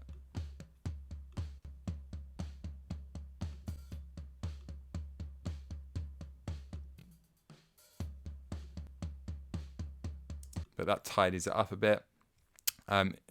So besides that, we've got some bass. The claps I'm just going to ignore for now. We'll kind of move over them because I imagine it would just be a case of adding a high pass filter to those. So because we're running out of time there, I'll leave those alone. The bass, we could play around with the tone a bit more.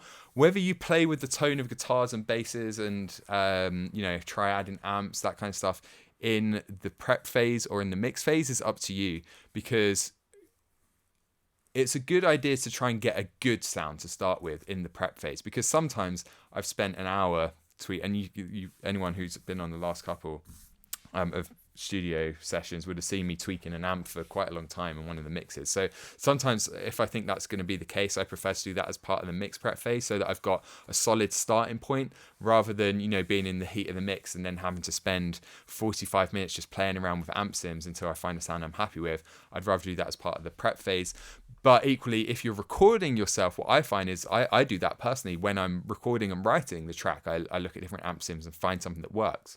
So it can depend, but that's something else you can do in the prep process. Let's just see if we've got any major issues on this amp.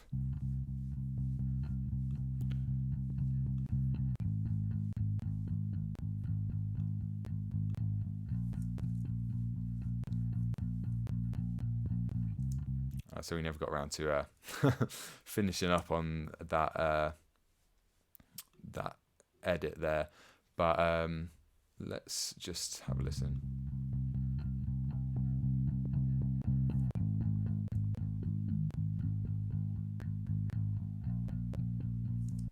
Some of that string noise is quite grating.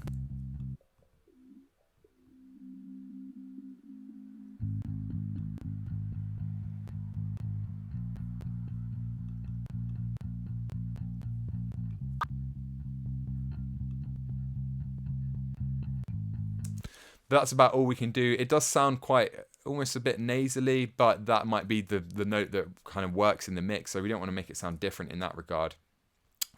This distortion, quite often with distortion as well, there are kind of obvious frequencies you can cut to get rid of some of the nastiness.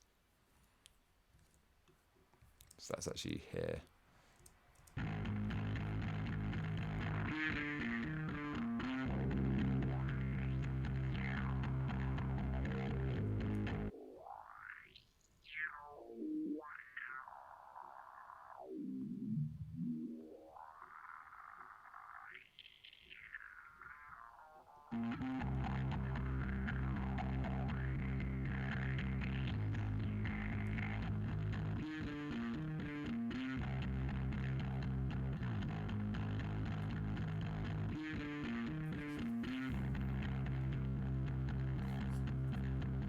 That just cleans it up a bit.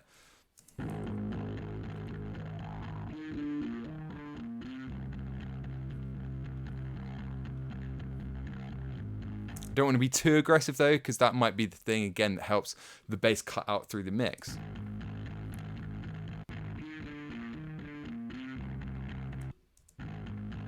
But to me it just sounds a bit grating and a bit annoying, so we'll cut that there, but I'll bear that in mind when I'm mixing. If I feel like the bass needs more top end, I'll come back to this plugin and be like, you know what, let's get rid of that. So then the guitars, let's do this on the bus because they all do sound quite similar. If you have the time, I would prefer to go through and do these individually, but let's just see if there are any major issues we can fix quickly, and then we'll do some questions.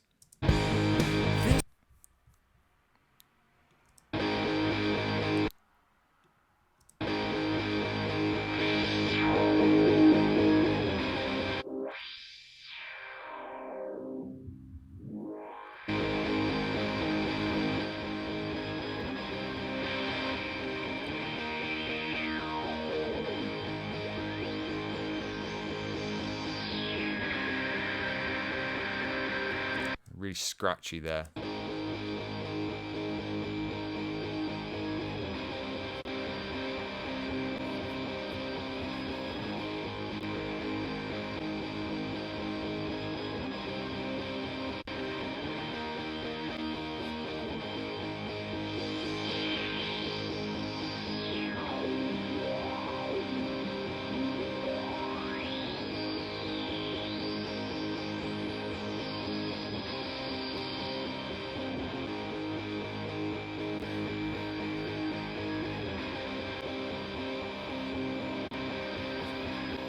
It just sounded much smoother. Again, I often find this with distorted guitars. There's just a couple of frequencies that get really scratchy, or just small ranges that get really scratchy. And if you just dip those a bit, suddenly now the guitars really don't need that much work. And again, when I come back to mixing, if I decide, you know what, I actually want more energy in the top end, the upper mid range, rather than boosting that, I'll go back to this plugin and play around with this a bit more. But for now, to me, that just makes them sound a bit smoother, a bit less grating. And again, you can play around with Goldfoss on this. I'm interested to see kind of what this picks up on. And we'll use dual mono there because we've got different guitars pan left and right. So something on the right might have a slightly different tone. So if we use dual mono, it'll kind of treat them individually. So we can just do left. Well, let's start with couple. This is our sign.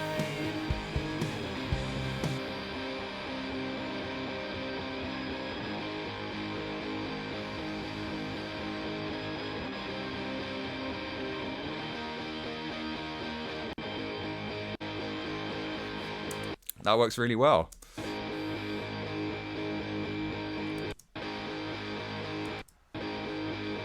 So it's cleaning up some of that mid-range as well.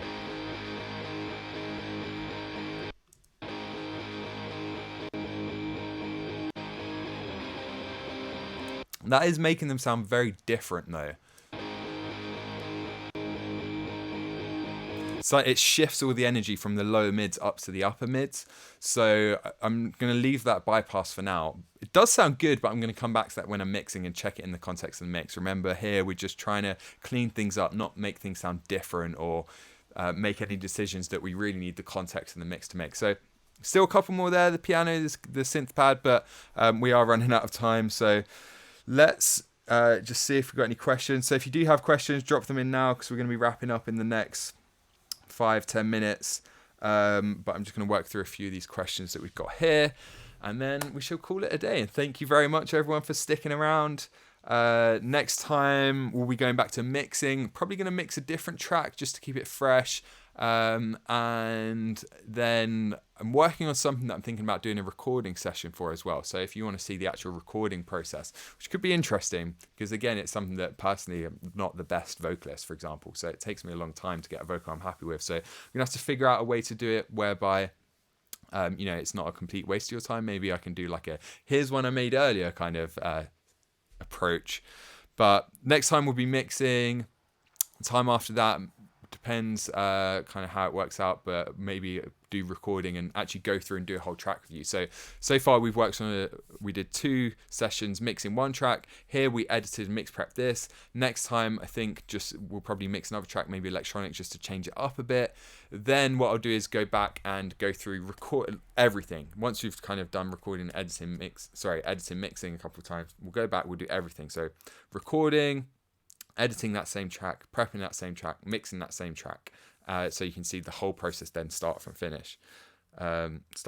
So any questions at all, please drop them in there and I would be very happy to help. So we're going to go back here. Auto-tune plugging on the vocals is great. It fixed some big problems. I noticed you took out of the singer's natural vibrato. Took out a lot of the singer's natural vibrato. Would you discuss this with the singer normally? Yeah, so if you're working on someone else's music, I wouldn't discuss it. If a big part of if they're a really good vocalist and the vibrato is kind of adding character, then you're absolutely right. You need to be careful that you don't reduce that too much. But what I often find is with vocalists that aren't so good, it's more like accidental vibrato where, and I struggle with this too, where you can't keep pitch and your voice starts to quaver a bit. That's the kind of stuff that we're really looking for and trying to fix. Or vibrato that's a bit too extreme. So they're adding vibrato, but they actually go a bit sharp or a bit flat as they're kind of going up and down. So then you're kind of reducing it. So if you have a vocalist where vibrato is obviously a very clear part of their kind of like their personality and the character of their voice, then you're absolutely right. You would need to be careful with that. And if you're worried that you're kind of stepping on their toes and maybe reducing it a bit too much, then just ask them, say, hey, I'm going to try and help you with the pitch a bit more, but I don't want to reduce your vibrato too much. What do you think of this? Honestly, that personally, I would leave it to revision. See if they even notice. If they do pull me up on it, say, hey, like I kind of lost a lot of the vibrato in my voice, then I'll go back and do it. But yeah, you do have to consider, is that part of the character they're going to be upset about losing, or is it accidental, or is it just something you can reduce a bit so it just sounds a bit tighter? So yeah, Louis, interesting plugin will really help if you have a time constraint, absolutely. And besides the time constraint aspect, it seems to work really well on vocals more than anything else. It's great on vocals. So it's doing stuff that is not even possible to do. Even if you had all the time in the world, I couldn't automate the multiband or EQ on a vocal that much. It's just not possible. So it does things that we can't even do, which is awesome too. And I honestly do think it will start moving that way with isotope stuff. There's quite a few smart EQs out there. I think they'll get better and better, and they'll become like a really core part of our process. Don't worry about your vocals. We want to see your process, not the performance. Yeah, and they do kind of go hand in hand. So I'm glad that maybe I can kind of like lower my standards a bit there, because equally a big part of it is recording several takes, comping. If you're working with another vocalist, that's another option, would be to get someone else in. I know most of you are probably working on your own vocals, so I'd lean more towards that. Equally, if people want to see the process of working with another vocalist, because then a big aspect of recording is trying to encourage them and get the best performance out of them. So that might be a really interesting thing to do for a following session. Or the next one, I'll sit down and really figure out what's the most kind of concise and effective way to do it. It might work out having another vocalist there do the actual vocals, so I can focus on talking about recording. That might actually work better. So yeah, I'm not 100% sure yet, but if you're more concerned with seeing the process, that might actually be a better way of doing it. Cool. If there's no more questions, thanks a lot, guys, for sticking around. Glad you enjoyed it. Appreciate all the comments. If there's anyone new here, then be sure to let me know what you think. I'm always open to feedback on these sessions and everything else, of course. So would love to hear from any of you. If you do have any feedback, positive or suggestions for ways that this could be better, then yeah, I'd love to hear from you. rob@musicianonmission.com. Besides that, more info to follow about next month, which will be mixing again, probably an electronic track. So thanks, guys, and I will see you there.